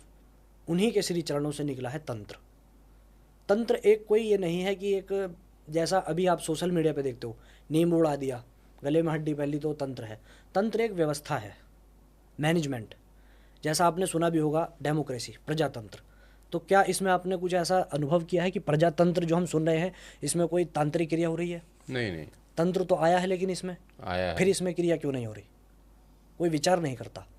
क्योंकि तंत्र वो वाली चीज़ है नहीं जो लोग समझते हैं। तंत्र एक मैनेजमेंट है, एक व्यवस्था है। जैसे कि डॉक्टर क्या करते हैं, उन्हें पता होता है कि इस सिरप में इतना % अल्कोहल है, रिकमेंड करते हैं ना, ये वाला सिरप पी लीजिए आप, उन्हें पता है कि कितना रेशो इस व्यक्ति के शरीर में जाके इसको ठीक कर देगा। उसी प्रकार तंत्र के जो ज्ञाता होते हैं उन्हें पता है कि कितनी मात्रा में इस व्यक्ति को ज्ञान देना है और ये उसे आगे समाज का कल्याण कर सकता है, वो कार्य सिद्ध करते हैं। ऐसा नहीं कि मैंने सिद्धि ले ली और मैं आपका बुरा करने बैठ गया।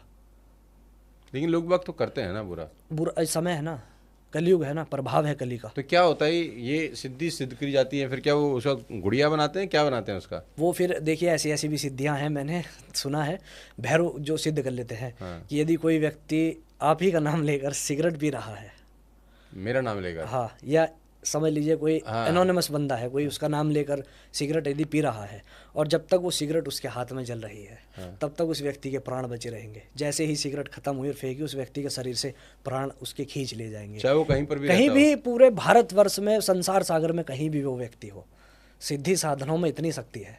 दोबारा बताओ, सिगरेट क्या बोला आपने? यदि वो सिगरेट फूंक रहा है, पी रहा है, किसी एनोनिमस बंदे का नाम लेकर, है फलाना जगह का ये नाम है, ये उसका नाम है, यहाँ वो रहता है, इस बंदे के नाम का मैं ये कार्य कर रहा हूँ, इसका प्राण जाने चाहिए, ऐसी ऐसी साधनाएं भी लोग करते हैं।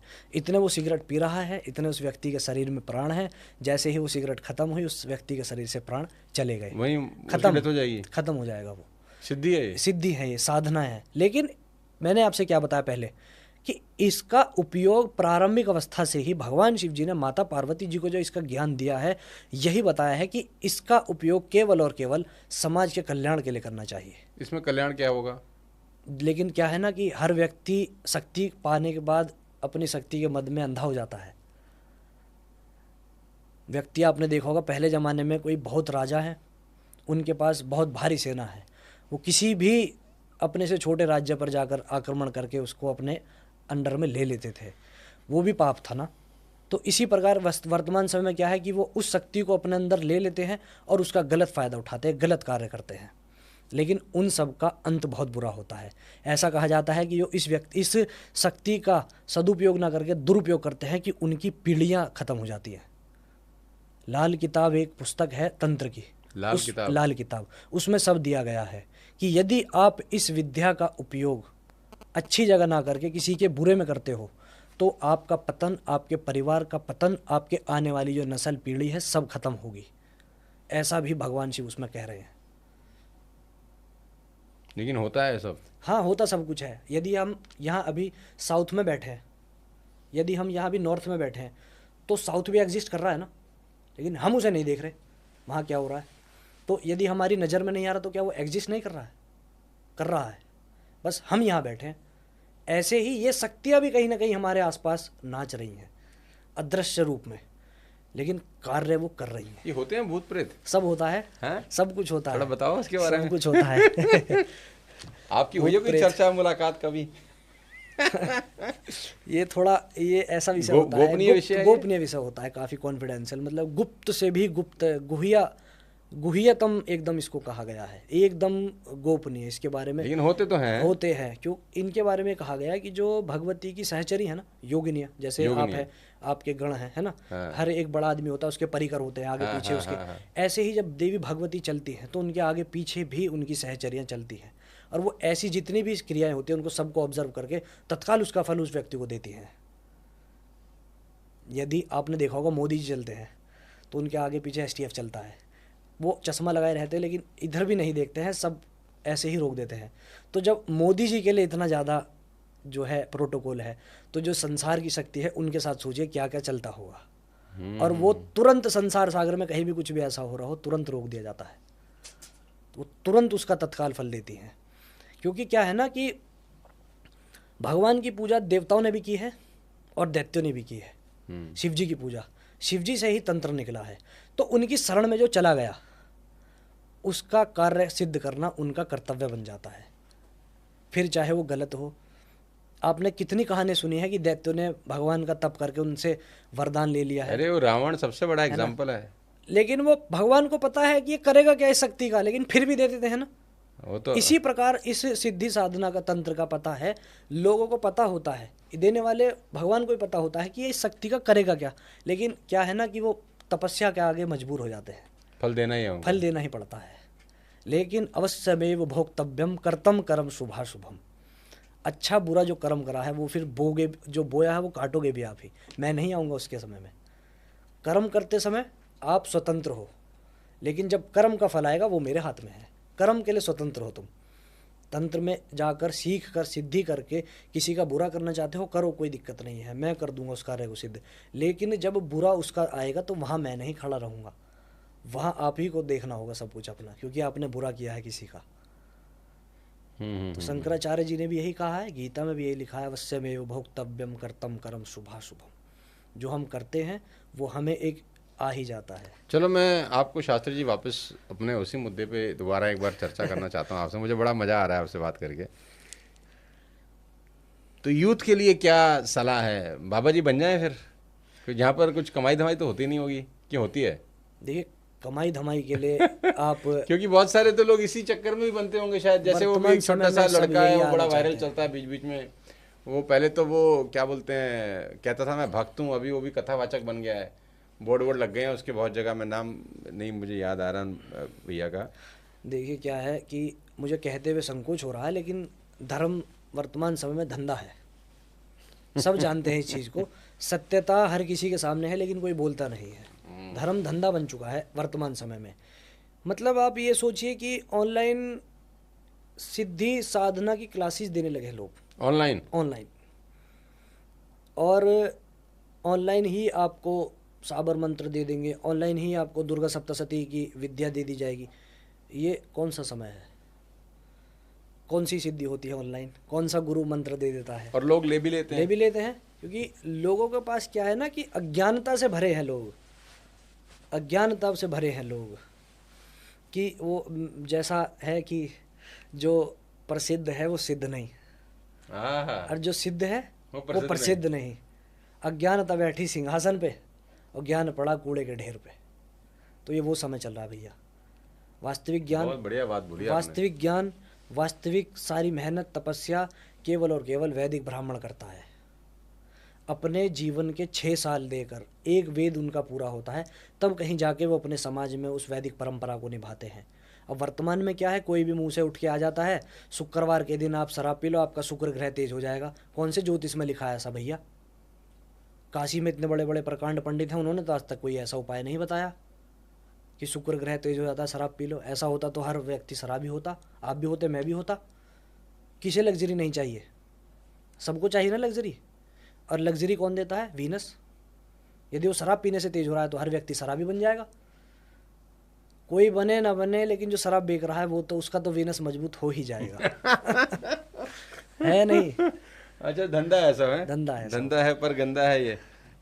कहना नहीं चाहता हूँ ज़्यादा बातें, नहीं नहीं, कहिए ना, कहिए, इसलिए तो बुलाया आपको। धर्म का, अरे नहीं नहीं, धर्म इसीलिए का भी बुलाया है। वर्तमान समय में बहुत अधिक तरह से लोगों ने नाश हो रहा है। नाश हो रखा है, धंधा बना लिया है। लेकिन मैं एक बात ये भी कहना चाहता हूँ कि धर्म का बिगड़ता कुछ नहीं अरे है। धर्म का क्या बिगड़ेगा सर? सनातन शाश्वत है। हाँ हाँ आने वाले जाने वालों की संख्या चलती रहेगी, हाँ है ना? हाँ, अरे लेकिन पुरातन है। धर्म कुछ नहीं, धर्म को कोई नहीं इधर से उधर कर सकता है। हिंदू धर्म का क्या बिगाड़ सकता है कोई? उसकी आड़ में धन कमा सकते हो आप, है ना? लेकिन वो उस तरह से कमा रहे हो गलत तरीके से, तो आपका पतन भी होगा। कि बाबा बनना और बाबा बनने की प्रेरणा अंदर से चेतना जो है जागृत होना, दो अलग अलग विषय है। कि इसको देखा मैंने, इसने पहले इंजीनियरिंग करी, जैसे वो आईआईटी वाले बाबा अभी फेमस उसमें हुए हैं ना, वो केवल और IIT गांजा, बाबा। केवल और केवल गांजे का ज्ञान है उनके पास। अच्छा, वो ज्ञान खूब है। हाँ, गांजे का और ये सब पीना। और मेरा अपना जो निजी जो मेरा उद्देश्य है, जो मेरा एक ये है कि मैं करना है, मुझे यूथ को नशे से दूर करना है। मेरा जो अंदर जो मेरा विज़न है, मेरे को ये चाहिए कि मैं अपने सोशल मीडिया के माध्यम से यूथ को अच्छी चीज़ों की और जो है डाइवर्ट कर सकूं। ये मैं स्प्रेड करना चाहता हूं। मैं गांजे चिलम को नहीं स्प्रेड करना चाहता कि तुम बाबा बनो गांजा पियो, उससे किसी का कल्याण नहीं होगा। क्यों? एक तरफ बात करते हैं हम धर्म की रक्षा की, एक तरफ हम चिलम पी के अपने शरीर को सुखा रहे हैं। विधर्मी कोई आके विरोधी एक घूंसा मार दे तो हमारा खेल खत्म। यार ये कितनी अच्छी बात आपने बताई, मुझे तो मज़ा आ गया सुनकर कि देखो, जो बाबा के नाम पे लोग चिलम ये वो सब लगा रहे हैं, आज शास्त्री जी खुद ही बता रहे हैं कि उनसे दूर रहो यार, और बिल्कुल दूर हो जाओ। ये एक ऐसा रास्ता है जहाँ जाना तो आसान है, वापस लौटना नामुमकिन ही है। वन वे ट्रैफिक है ये। घर के घर बर्बाद होते हैं भैया, जिनके पास पैसे नहीं है कहाँ से लाएंगे इतना नशे के लिए पैसा?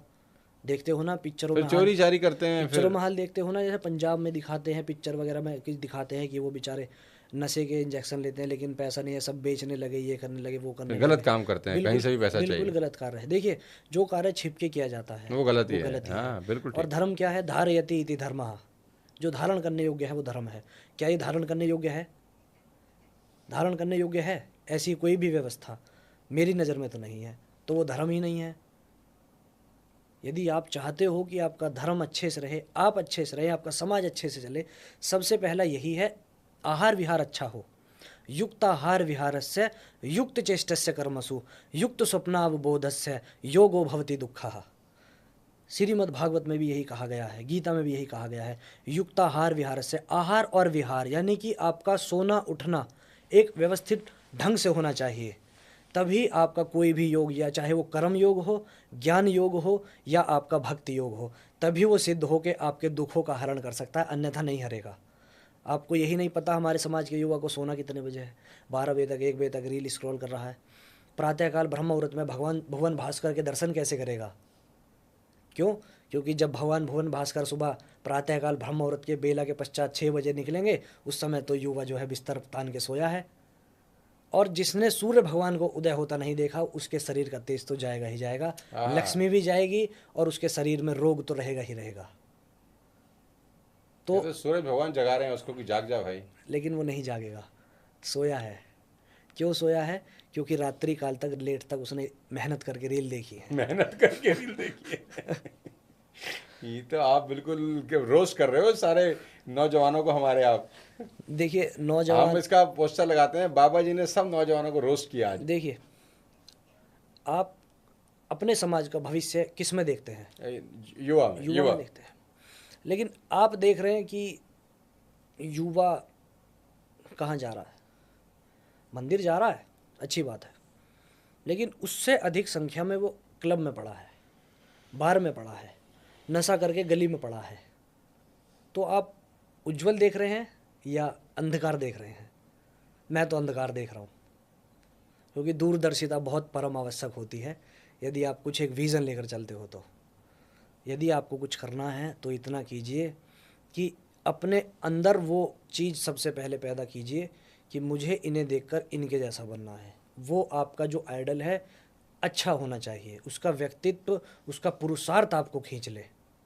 जैसा कि मैं हूँ, मुझे देखकर बहुत से लोग, ऐसा नहीं कि मैं अपनी तारीफ़ करूँगा, बहुत से लोग मुझे देखकर प्रेरित होते हैं।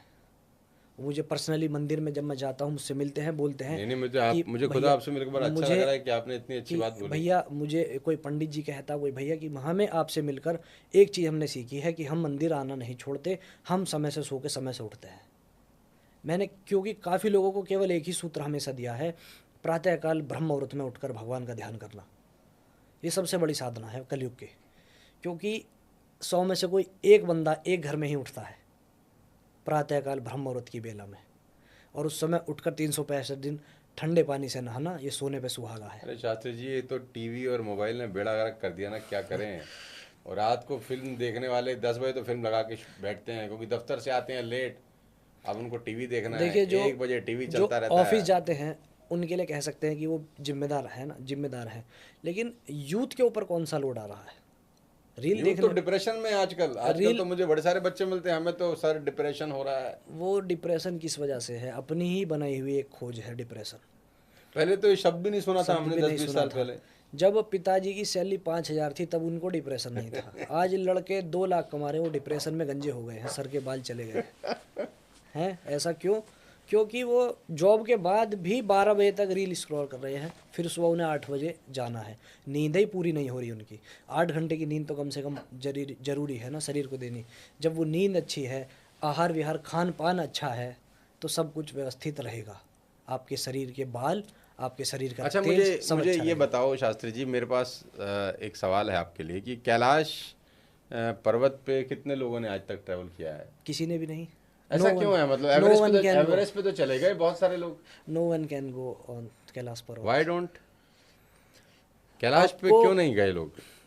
पाप से रहित होना पड़ेगा। कोई व्यक्ति आपकी नज़र में है, आपकी जानकारी में, जिसने पूरे जीवन पर्यंत कोई पाप नहीं किया? मैं कह नहीं सकता ऐसे तो कुछ।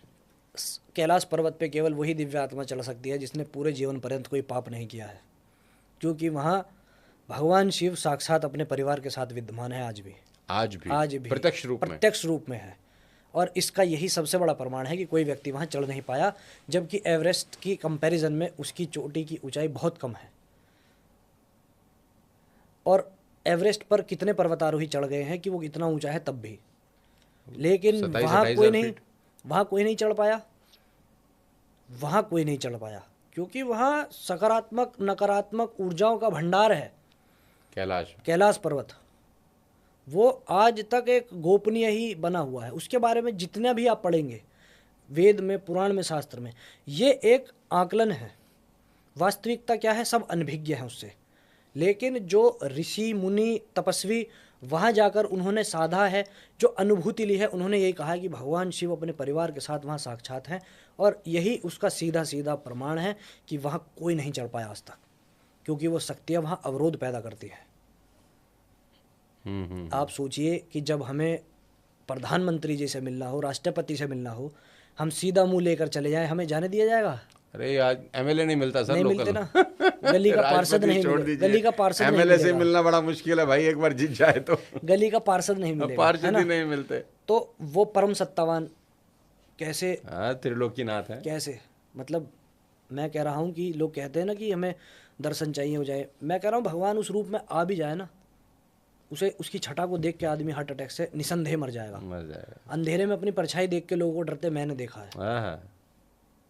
तो जब तुम भुवन भास्कर भगवान शिव जो उनके साकार रूप में महाविद्यमान हैं, उन्हें देखकर आप कैसे ही।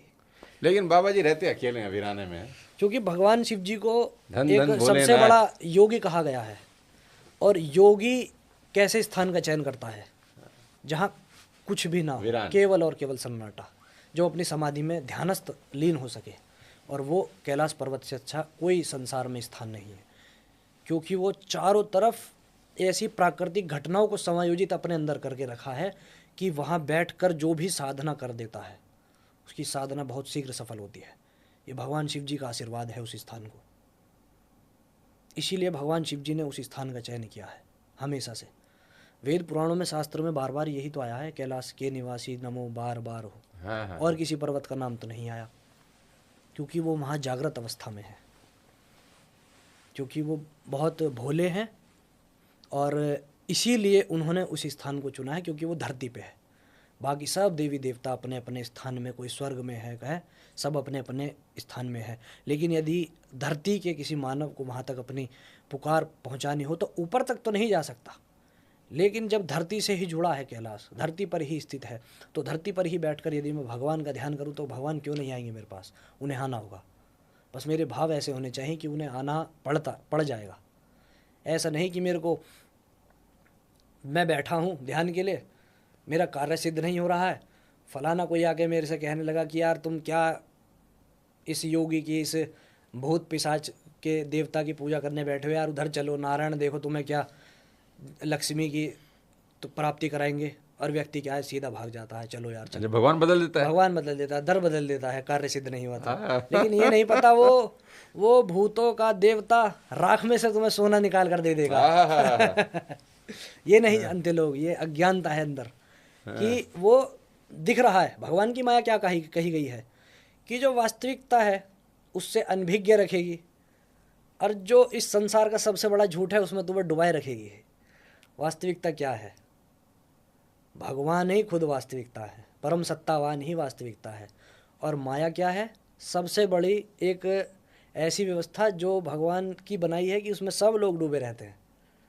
हमें लगता है कि आज हमारे पास घर है, ये हमेशा रहेगा। अच्छा, एक और मेरा आपसे इस बीच बीच में सवाल ये आ गया, ये ऐसा मान्यता है कि अब ये आप बताओ कि ये सही है कि गलत, कि जब राम जी ने चढ़ाई करी थी लंका पे तो शिवलिंग का निर्माण हुआ था जी, तो कहते हैं रावण खुद आया था पूजा कराने जी। क्या ये सत्य है? बिल्कुल सत्य बात है, क्योंकि उस समय में भी उनसे बड़ा कोई वैदिक ब्राह्मण नहीं था, पुरोहित नहीं था कोई। तो रावण खुद आया था, खुद आए शंकर जी की खुद आए थे वो उनकी पूजा करने, पुरोहित बनकर भगवान राम को आशीर्वाद दिया, विजयी भाव का। क्योंकि और वर्तमान समय में भी कह रहा हूँ मैं, आपके चैनल के माध्यम से, पूरे भारतवर्ष में क्या पूरे संसार में उनसे बड़ा कोई वैदिक ब्राह्मण नहीं है आज भी। रावण से बड़ा। आज भी वो उस समय में भी जब उनके वहाँ विभीषण गए तो उन्होंने क्या सुना कि चारों तरफ लंका में वेद मंत्रों के जो है गूंज उठ रही है। राक्षस जिन्हें कहते हैं उनके यहाँ वेद मंत्रों का उद्घोष हो रहा है चारों तरफ। ये तो उनका एक प्रारब्ध था जो उन्हें बोना जो है काटना पड़ा, रावण को और उनके भाई को। ये प्रारब्ध से मिला है उन्हें। इसी महापुराण की बहुत बड़ी कथा है। इसीलिए कहा गया प्रारब्ध रचा पहले पाछे रचा शरीर, और तुलसी चिंता छाड़ दे भजले श्री रघुबीर। ये प्रारब्ध के विषय में हमारे धर्म में कहा गया है। तो प्रारब्ध से कोई नहीं बचता। लेकिन ये सत्य है कि रावण आए वहां पर, बिल्कुल पूजा की उन्होंने और सीता को भी साथ लेकर आए, आशीर्वाद दिया, विजय भव्य का आशीर्वाद दिया। और ये भी कहा है कि सीता को साथ लेकर आए, ये भी सच है। इसके बारे में मुझे ज्ञान नहीं है कि माता सीता को लेकर, क्योंकि मैंने ऐसा पढ़ा है एक दो जगह, पता नहीं कितना सही है कितना नहीं है, कि जब उनको लेने के लिए गए तो उन्होंने बोला कि मैं तो ऐसे व्यक्ति की पूजा नहीं करा सकता जो सपत्नी के ना हो। तो राम तो पत्नी के साथ है नहीं, तो मैं कैसे उनका क्या बोलते हैं आचार्य बन सकता हूँ, पुरोहित बन सकता हूँ, तो मैं तो नहीं बन सकता। क्या है ना कि जब एक व्यक्ति, ये वर्तमान समय में फॉलो करना चाहिए लोगों को, जैसे नहीं करते अब, जब हम वैवाहित हो जाते हैं, अग्निदेव को साक्षी मानकर जब 7 फेरे लेता है पुरुष और स्त्री, उस समय में क्या होता है कि वो अर्धांगिनी के रूप में स्वीकार करता है। तो हर कार्य उस विवाह के पश्चात दोनों का साथ ही में होना चाहिए। तीर्थ यात्रा पे जाए तो साथ में होनी चाहिए, तभी वो साकार होती है, अन्यथा नहीं। लेकिन वर्तमान में क्या है, स्त्रियां अपने पति का मुख से नाम लेती हैं, यात्रा पर जा रही हैं तो अकेले बैग टांगा केदारनाथ चले गए दोस्तों के साथ, लड़का है तो वो सोशल मीडिया पर कहीं नहीं दिखाएगा कि मैं मैरिड हूँ, ऐसा है। और उस समय से हमें क्या सीखना चाहिए कि रावण जिनका हम आज भी पुतला फूंकता है हमारा समाज, वो उस समय में होकर इतने बड़े दैत्य होकर भी उनके अंदर से वो भाव जागृत था कि मैं इस व्यक्ति की पूजा कैसे कराऊं जो अपनी धर्म पत्नी के बिना है। और वो रावण फिर सीता जी को लेकर आए वहां पर। तो सोचिए, पूजा कराने के पश्चात फिर वापस ले गया। मैं हमेशा एक बात मन में सोचता हूँ और कहता हूँ कि इन सब चीज़ों को एक मनगढ़ंत मानो आप। कुछ व्यक्ति ऐसे होते हैं वो आपसे ये कहेंगे कि ये छोड़ो ना, ये तो मनगढ़ंत बातें हैं, किसने देखा है, किसने सुना है, किसी ने लिख दिया आपने मान लिया, ठीक है।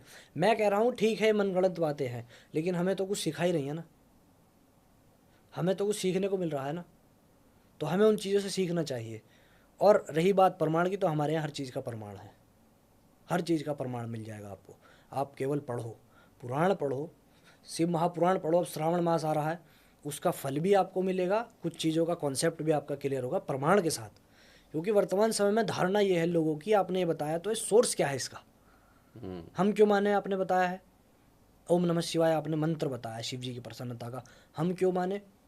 उठाओ शिव महापुराण, मिल जाएगा उसमें आपको क्या प्रमाण है उसका, कितना शक्तिशाली मंत्र है वो, क्या आपको दे सकता है, और सही से ना जपा जाए तो क्या आपसे ले सकता है, सब कुछ दिया है उसमें। बस क्या है कमी हमारे अंदर है, हम स्वाध्याय नहीं करना चाहते। हम हर चीज़ का एक इजी पॉइंट ढूंढ लेते हैं कि इसको इजीली कैसे प्राप्त किया जाए। रावण से बड़ा तो कोई क्या बोलते हैं भगवान शिव का उपासक नहीं हुआ, नहीं हो सकता कोई भी, है ना, जिन्होंने अपना शीशे ही चढ़ा के दिए तो 10 बार है। और फिर कौन उनसे ज़्यादा हो सकता है इस संसार में, अब कौन दे सकता है, कोई भी नहीं। 10 बार दे 10 बार जब उन्होंने अपना शीश दिया, वो रुक गए 10वें में, जब शिव जी आ गए खुद माता पार्वती के आग्रह पे, जाओ देवता इसका कार्य सिद्ध करो, अन्यथा ये आप ही के ऊपर लालछन लगेगा। तब भगवान शिव जी वहाँ गए और अपना ध्यान ले उन्हें समर्पित किया, तब वो कहीं जाकर अपने लंका में उन्होंने स्थापित किया वो ध्यान लिंग। तो ऐसी ऐसी कथाएं हैं। श्रावण मास में आप यदि पढ़ोगे ना इन्हें, अभी शिव महापुराण है उसे पढ़ो, मैं कह रहा हूँ आनंद से भर जाएगा आपका शरीर। दुनिया भर में देखिए धन दौलत दुनिया कमा रही है, भगवान की कृपा से धन दौलत सब कमा लेंगे, लेकिन ये वास्तविक धन है, इसे जरूर संचित करो। ये जो धन दौलत है ना शास्त्री, ये तो छूट जाएगा ना, ये साथ जाएगा ना। तो मैंने क्या बताया, भगवान की माया क्या है, वास्तविकता को छुपाए रखेगी और जो फालतू फंड के चक्कर में घुसाए रखेगी है उसमें घुसाए रखेगी। तो यही तो माया है, और इसे काट कौन सकता है, केवल और केवल भगवान पे भाव से प्रेम करने वाला व्यक्ति, वही भगवान की अहेतु की कृपा का पात्र बन सकता है, और कोई भी नहीं बन सकता। और उसके लिए क्या करना है, कहते हैं ना कि भगवान की कृपा भगवान की भक्ति से प्राप्त होती है और भगवान की भक्ति भगवान की कृपा से प्राप्त होती हाँ हाँ है। हाँ, दोनों ही एक दूसरे के पूरक हैं, हैं। जैसे आपकी और मेरी आंखें, हाँ, दोनों एक दूसरे के पूरक हैं, दोनों का अपना महत्व है। ये है बस सारा। तो भगवान शिव के बारे में तो जितनी चर्चा करें उतना उतना कम है हम तो कर ही नहीं सकते, और हमारे तो क्या ही मेरे औकात। मेरे कंठ में उतनी शक्ति नहीं कि किसी की मैं मैं कंठ में, उतना आप तो खैर बोल सकूं शिव जी के कमाल लिए।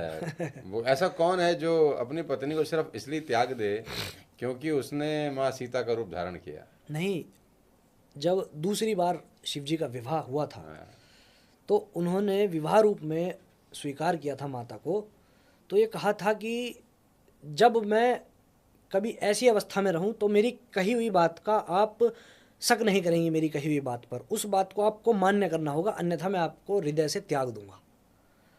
तो जब एक बार वो गगन विहार कर रहे थे तब भगवान राम अपने भाई लक्ष्मण जी के साथ जब घूम रहे थे तब जो है भगवान शिव जी ने कहा कि ये जो हैं ये भगवान नारायण हैं और ये जो लक्ष्मण है ये इनका शेषनाग है, मानी नहीं, वो वो मानी नहीं। शंका हो गई तब है। शंकर जी ने कहा ठीक है देवी, तो आप जाकर इन्हीं से परीक्षा ले लो।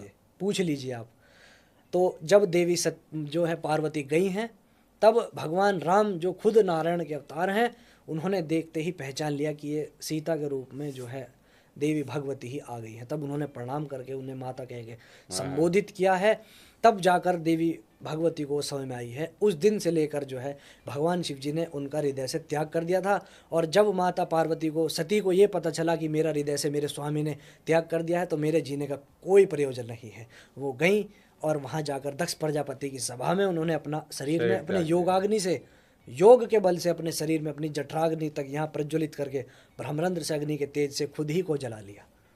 वो किसी अग्निकुंड में नहीं कूदी थी जैसा लोग मानते हैं कि योगाग्नि से जलाया था। अपने ही शरीर की योगाग्नि से, क्योंकि वो उनसे बड़ी शक्ति कोई है ही नहीं। ये था तो शंकर जी ने उनका त्याग कर दिया सिर्फ शंकर जी ने इसलिए, केवल इसीलिए। और वर्तमान समय में कैसी धर्म पत्नियां हैं और कैसे उनके पुरुष हैं कि कितना ज़्यादा एक समय खराब हो चुका है कि केवल अपने पति के हृदय से त्याग देने पर अपने शरीर को जला लिया जाए। ये सब चीज़ें आपके मेरे समाज के लिए ही एक दृष्टांत भगवान ने दिया है, एक एग्जाम्पल कि ऐसी परिस्थिति में आपको ऐसे अपने घर और परिवार फिर के जब साथ दोबारा जन्म हुआ तो कितने हजार वर्ष तपस्या 13,000 की। वर्ष तक भगवान शिव जी की माता पार्वती जी ने तपस्या तपस्या करी की, और तब श्रावण जाके मास में भगवान जाकर शंकर प्रसन्न श्रावण हुए। मास में जाकर कहीं भगवान शिव आहा। प्रसन्न हुए हैं। इसलिए श्रावण मास की महत्ता है, क्योंकि यही वो काल था, यही वो समय था जब भगवान शिव जी ने उन्हें पति रूप में अपना उनका जो है पाणी ग्रहण किया है। पाणी ग्रहण करना बोलते हैं शास्त्र में धर्म पत्नी के रूप में स्वीकार कर लेना, यही मास है वो श्रावण मास, इसलिए इसकी महत्ता ज़्यादा है। यदि 1 महीने तक नित्य निरंतर जल से भगवान जी शिव जी का अभिषेक किया जाए और उनका ध्यान किया जाए, ओम नमः शिवाय मंत्र का जो है मन में केवल स्मरण किया जाए और उसका जाप किया जाए, जो चाहोगे संसार में वो मिलेगा भाई, मेरी गारंटी है। लेकिन वो कार्य ऐसा हो जो किसी दूसरे का अहित ना करता हो। 13,000 वर्ष तपस्या की। 13,000 वर्ष तक माता पार्वती जी ने तपस्या की है, तब कहीं जाके स्वामी के रूप में भगवान को प्राप्त किया है। और माता पार्वती की फिर परीक्षा भी ली, सप्तऋषि ने भी ली, सप्तऋषि शंकर आए, जी ने खुद भी ली। पहले खुद आए थे वो और फिर उन्होंने ब्राह्मण के रूप में आए थे। हाँ। तो ब्राह्मण के रूप में आए, फिर उसके पश्चात सप्तऋषि को भी भेजा गया, फिर खुद ही वो उस रूप में आके अपने आप को बदल के तब उन्होंने कहा है। तब कहीं जाके ये पूरा प्रसंग हम सुनते हैं और उनके उसके विवाह बाद का। फिर वो भूत प्रेत वाला जो शंकर फिर जी तो का विवाह हाँ। है वो तो गजब ही कहानी है कि कौन कौन था उस विवाह के अंदर, और फिर अद्भुत उनकी माता जी देखकर जो है हाँ, घबरा शिव जी को गई। देखकर बेहोश हो गई थी द्वार पर, जब पानी वो छूट अपने गया रूप हाथ में से, दिया छूट गया हाथ से कि ये क्या हो गया है। ये नारद मुनि आपके नारद मुनि कहने तो- पर मैंने ये अपनी बेटी किस एक भूत जैसे दिखने वाले प्रेत पिशाच के हाथ में दे दिया। तब माता भगवती ने हृदय में ध्यान करके भगवान शिव जी से प्रार्थना की है कि देव अपने सौम्य रूप में आइए। फिर भगवान शिव जी का इतना सुंदर रूप है कि संसार में कोई उनसे सुंदर व्यक्ति दिखाई ही नहीं दिया उनकी माता को। तब उन्होंने हाथ जोड़े हैं उन्हें, तब उन्हें अपने जमाता के रूप में स्वीकार करके उन्होंने अंदर। शुरुआत में तो उन्होंने दरवाजा बंद कर दिया कि मैं मेरी बेटी कुंवारी रहे, मुझे एक्सेप्टेड है, लेकिन इससे ब्याह नहीं करूंगी। तो ऐसा कुछ हमारे शिव जी के बारे में। देखिए, बात यदि सौम्यता की आए, उनसे सौम्य कोई अरे नहीं। भोले बाबा। बात यदि महाकाल की आए, प्रलयंकर ऊर्जा, हाँ। देख ले तो देख के ही आदमी को भस्म कर दे, वो ऊर्जा भी उनके पास है। हाँ। हर प्रकार प्राकृतिक हर अच्छी बुरी शक्ति का समायोजन उनके हृदय में विद्यमान है। तो ये है शिव जी की महिमा कुछ। इसे आप जितना गाएं उतना कम है, उतना आनंद आपको मिलता धन रहेगा। धन भोलेनाथ तुम्हारे कौड़ी नहीं खजाने में, तीन लोग बस्ती में बसाए आप बसे वीराने वीराने में। में कमाल यही है। है। और अब तो कितना अच्छा, ये अभी तो ये मास भी ऐसा चल रहा है, भगवान शंकर का ही, वैसे तो सारा समय उनका है, सारा समय, लेकिन अभी लेकिन तो क्या है ना ये कि ये श्रवण मास है, विशेष समय है विशेष समय जिसमें है। भगवान शिव इस सृष्टि का दारोमदार हाँ। जिम्मेदारी अपने ऊपर उठाते हैं, क्योंकि जो जगत के संचालक हैं भगवान श्री हरि, वो अपनी योग निद्रा में चले जाते हैं इस मास में। इस मास में। तब भगवान शिव जी इस सृष्टि का जो जिम्मेदारी है अपने ऊपर उठाते हैं। तभी आप देखते हैं श्रावण मास में चारों तरफ जल ही जल होता है, क्योंकि जल मेरे को तो बड़ा पसंद है ये जल मौसम। धारा शिव प्रिया। जल की धार जब शिव जी को प्रिय है तो प्रकृति भी धार बनकर शिव जी पर का स्नान करती है। ये सारा सार है, इसमें आनंद आपको बहुत आएगा। मेरे को तो बात करके इतना आनंद आ रहा है कि मैं क्या ही बताऊं आपसे। मैं तो भूल गया कि मुझे आपसे क्या पूछना है और क्या जवाब देना है। मैं तो दो चार चीज़ें और आपसे पूछना चाहता हूं कि मैं अगर ये सब चाहिए हो तो मैं कैसे मंगा सकता हूं। पहले तो आप ये मुझे बताओ, मुझे बड़ा उत्सुकता मिल हो तो रही है कहीं भी इसके आता है, अंदर। लेकिन मैं आपको ओरिजिनली रिकमेंड करूंगा कि यदि पहन रहे हैं तो ओरिजिनल ही आप पहने इसको। नहीं, ओरिजिनल ही पहनेंगे, हाँ जहाँ हाँ, से आप ओरिजिनल बोलेंगे ही। वहाँ से हम ले सकते हैं ये क्या? सनातनी.in करके वेबसाइट है, आप जा ठीक है। सकते हैं उस पर।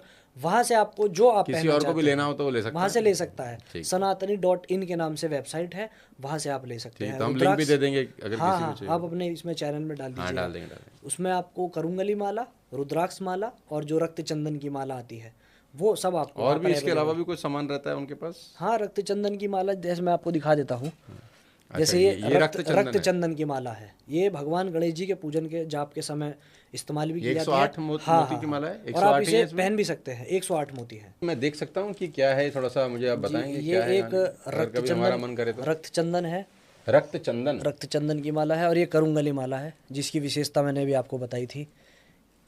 बहुत लाइट वेट है। जी, ये लकड़ी का होता है? यही इनकी ओरिजिनल की ये लकड़ी पहचान का है होता है? जी। ये सबसे जरूरी काम, ये सबसे विशेष कार्य इसका नजर दोष से अरे बचाना मेरे को है। तो बहुत नजर लगती है। और इसकी ओरिजिनल यदि आपको चाहिए तो सनातनी.in वेबसाइट है, वहां से आप परचेज मैं कीजिए, जहां से हाँ मैं हाँ, खुद करता हूँ। वहाँ से आप भी खुद अपने लिए मैं खुद मंगाते भी हैं? वहीं से मंगाता हूँ तो अपने वो लिए। सब इस तरह का सामान बेचते हैं सब वो लोग? रुद्राक्ष की माला भी है, और ये करुंगली भी है, और रक्त चंदन की माला भी है। ब्रेसलेट भी है करुंगली माला का। है? हाँ। है भी अभी आपके पास?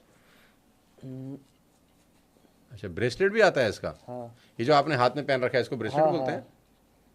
ये तो सारे पहन लूंगा तो बाबा जी बन जाऊंगा मैं। नहीं नहीं, ऐसा कुछ नहीं है। देखिए ये क्या है कि ये सारी ऐसी व्यवस्था है, जैसे माला भी यदि आप रुद्राक्ष की या करुंगली की पहन ले, यदि हाथ में आप पहन लेते हैं, तो ये सकारात्मक पूजा वाला भाव के साथ साथ अति एक सुंदर। सकारात्मक आभूषण का भाव भी आपको देगा। हम्म। और आभूषण क्या है, एक तरह का एक और सुंदरता को इनहेंस कर देगा आपकी। नहीं, बहुत बहुत अति सुंदर, अति सुंदर। तो इन सब चीज़ों का साइंटिफिक क्या कहते हैं, कोई महत्ता भी होती है? देखिए इनमें क्या है कि साइंटिफिक रीज़न तो कोई ऐसा सच नहीं देखा जाता है, लेकिन धार्मिक रीज़न बहुत है। धार्मिक रीज़न क्या है कि जब आप साधना पे बैठते हैं या पूजा पाठ जब आप करते हैं, बहुत सी बार आपने देखा होगा कि आपका मन इधर उधर भागेगा, भटकता है। मन एकाग्र नहीं होगा। लेकिन जब आप कोई भी माला मार्केट से लेकर उसको सिद्ध करके, भगवान का स्पर्श करके, उस देवी देवता जो भी आपका आराध्य है या जो माला जिससे संबंध कर रखती है, उस देवी देवता का मंत्र आप चैंट करके 108 बार अपने मन में, तब उसे अपने शरीर में, अपने हथेलियों में पहन सकते हैं। अच्छा। क्योंकि ये करुंगली माला है तो इसका संबंध भगवान मुरुगन से, यानी कि जो कार्तिकेय हैं, और भगवान शिव जी से है। तो जब आप इसको धारण करना है, यदि है जिसे भी, सबसे पहले वो अपने उस डीटी को, भगवान शिव जी की या मुरुगन स्वामी जो भगवान कार्तिकेय हैं, उनका एक चित्र सामने रखे, तब मन में 108 बार ओम नमः शिवाय इस मंत्र का जाप करते हुए अपने गले में या अपने हथेली में धारण कर सकता है। तब कहीं जाके आपको सकारात्मक प्रभाव देने लगेगी। मैं अब आपसे पूछना चाहता हूँ भैरव बाबा के बारे में कुछ। जी। मेरी बड़ी जिज्ञासा है कि मैं पूछूं आपसे कि वैष्णो देवी की यात्रा जब हम लोग करते हैं तो बाद में कहते हैं भैरव दर्शन के बिना यात्रा कंप्लीट नहीं होती। थोड़ा सा बताएं उसके बारे में। वो भैरव अलग हैं। अच्छा, वो भैरव अलग हैं? हाँ, और शिव जी का जो रूप है वो अलग भैरव है। अच्छा, भैरव भी दो हैं? हाँ, भैरव के काफ़ी सारे रूप हैं। अच्छा। काफ़ी अवतार हैं काल भैरव के, लेकिन जो वो भैरव है वो दैत्य वाले हैं, जिनका माता भगवती ने संहार किया है। अच्छा। और माता भगवती के संहार के बाद, क्योंकि वो उनके भक्त थे पहले, तो माता भगवती ने ही उन्हें आशीर्वाद दिया है कि मेरी यात्रा तेरी यात्रा के बिना पूरी नहीं होगी। तो वो भैरव अलग हैं। और आप काल भैरव कौन सा बता रहे हैं? काल भैरव जो काशी के कोतवाल हैं, भगवान शिव जी का ही उग्र रूप जो है एक। काशी के कोतवाल बोलते काशी हैं? के कोतवाल, काशी में हर प्रकार की जो एक कानूनी व्यवस्था है, जैसे आप देखोगे भगवान विश्वनाथ के दर्शन के लिए जाएंगे आप, तो वहाँ जितनी भी कानूनी व्यवस्था है उन सब के जो सबसे बड़े देवता हैं वो काल भैरव ही हैं काशी के। काशी के कोतवाल उन्हें इसलिए कहा जाता है कि उनकी इच्छा के बिना वहाँ से कोई न जा सकता है वहाँ, न वहाँ से कोई अपने घर लौट सकता है जब तक उनकी इच्छा नहीं है। अच्छा, इसीलिए उन्हें काशी का कोतवाल कहा जाता है, क्योंकि भगवान शिव जी का इतना उग्र रूप है भैरव कि एक समय जब भगवान शिव जी और ब्रह्मा जी का आपस में कुछ प्रसंग, कुछ विवाद चल रहा था, तो भगवान भैरव जो उनका एक रूप है, काफ़ी प्रलयंकारी ऊर्जा है, ब्रह्मा जी की गर्दन उन्होंने काट दी थी अपने नाखून से ही, काल भैरव ने। तो फिर भगवान शिव जी ने उनको ये कहा कि ये एक ब्रह्म हत्या आपसे लग गई है, ये ब्राह्मण है, भगवान विधाता हैं, तो आप इसका जो है प्रायश्चित करने के लिए काशी की तरफ गमन कीजिए। तब वो काशी जाकर अपने स्थान में आए हैं, अपनी जो उनसे ब्रह्म हत्या हुई है उसके प्रायश्चित के लिए।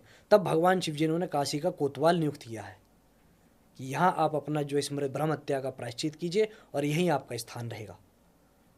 तो कहने का तात्पर्य ये है कि भैरव जो हैं भगवान शिव जी का बहुत प्रलयंकारी रूप है, जो अपने भक्त, अपने उपासकों की रक्षा करता है और समय का भी बाप है।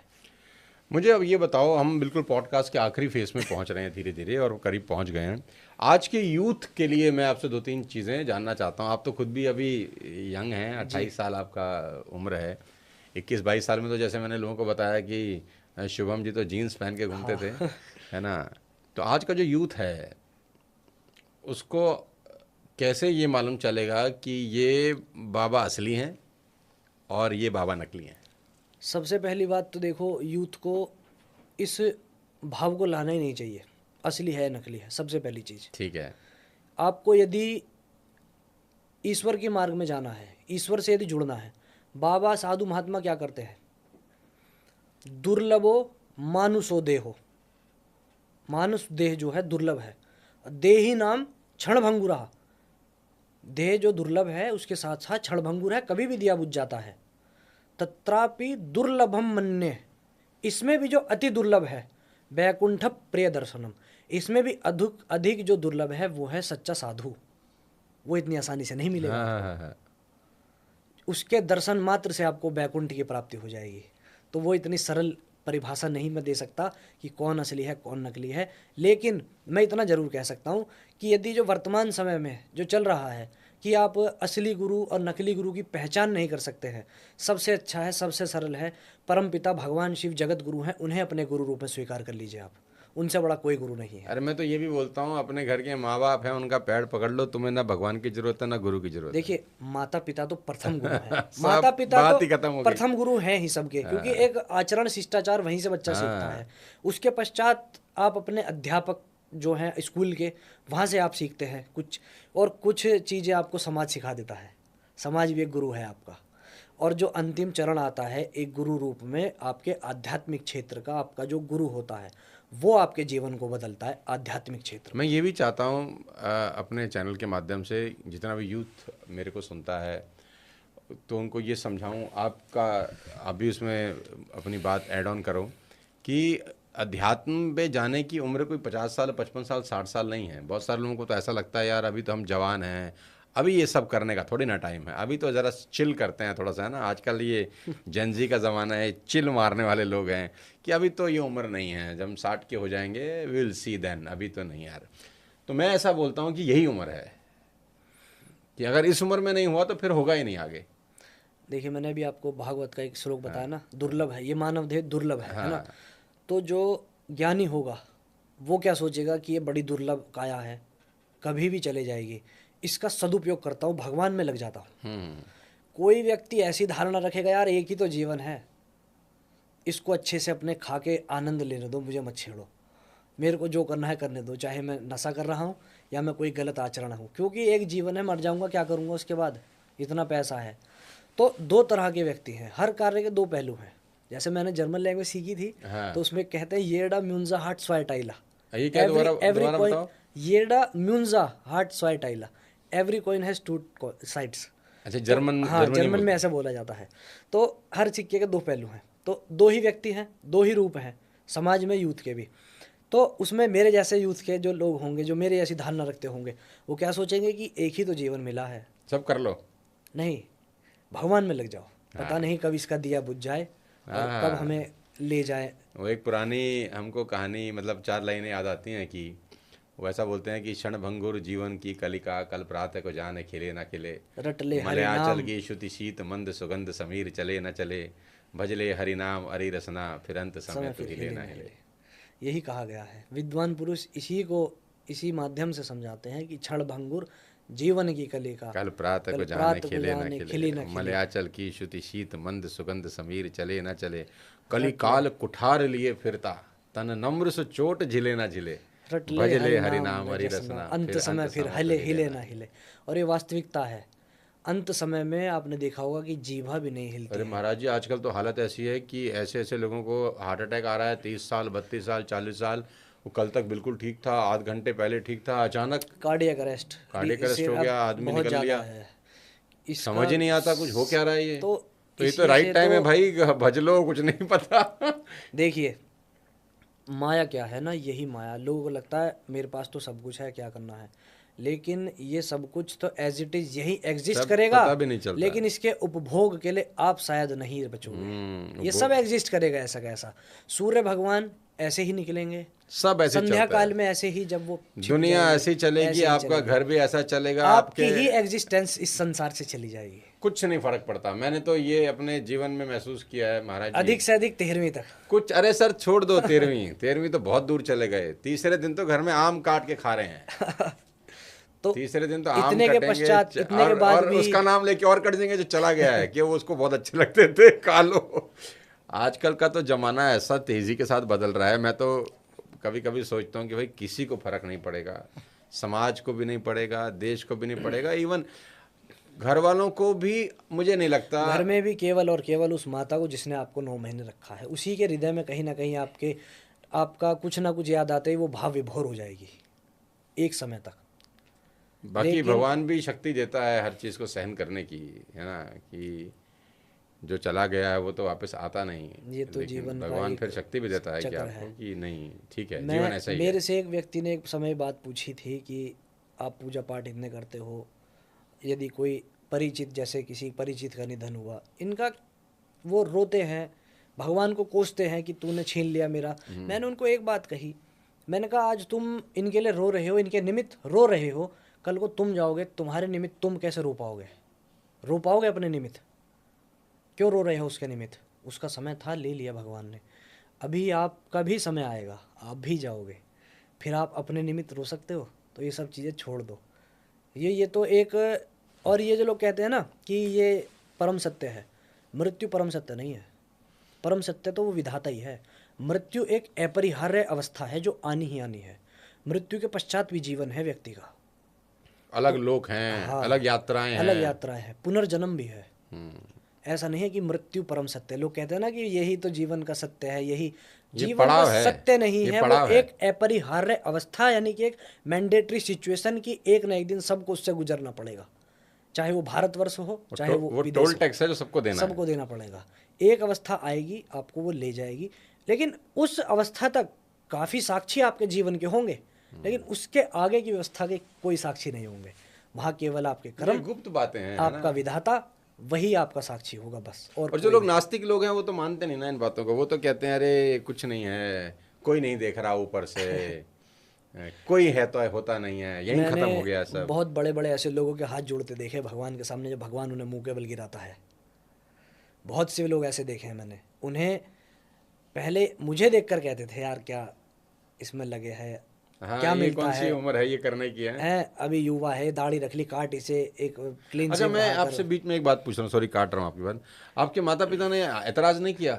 नहीं, माता पिता कुछ नहीं कहते। क्योंकि ना माता पिता, लड़का डाकू हो जाए उनको चलता है, शराबी हो जाए चलता है, साधु ना हो बस। भगत सिंह चाहिए सबको, लेकिन पड़ोसी के घर में। देखिए, लगता है कभी कभी उनको लगता है, लेकिन क्या है कि ये एक अवस्था है, फिर आपको प्रभाव नहीं पड़ता किसी के कहने सुनने से, चाहे आपकी माता कहें चाहे पिता। फिर आपको उस क्योंकि कोई माँ बाप बच्चे को साधु नहीं बनाना नहीं चाहता। चाहता, कोई नहीं चाहता, कोई नहीं चाहता। देखिए, दूसरे का बच्चा बन जाए तो उसके पैर छुएंगे, कोई नहीं अपना चाहता, बच्चा नहीं बनना चाहिए। कोई भी। और देखिए, मैं एक छोटी सी बात कहना चाहूँगा। साधु जो शब्द है, बहुत बड़ा शब्द है। साधु का मतलब होता है साधुता, जो साध ले अपने आप की, अपनी इंद्रियों को साध ले, जितेंद्रिय हो जाए, काम वासना उसके अंदर से मर जाए, वो हर इंद्री को जीत ले, दयालुता का भाव उसके मन में आ जाए, क्षमा या करनी उसे आ जाए, क्षमाशील हो जाए वो। ये सारे गुण एक साधु में होते हैं। गुस्सा उसके अंदर ना हो, काम उसके अंदर ना हो, क्रोध ना हो, तब कहीं जाके सच्चा साधु तैयार होता है। मैं नहीं हूँ साधु, मैं आपसे बताऊँ।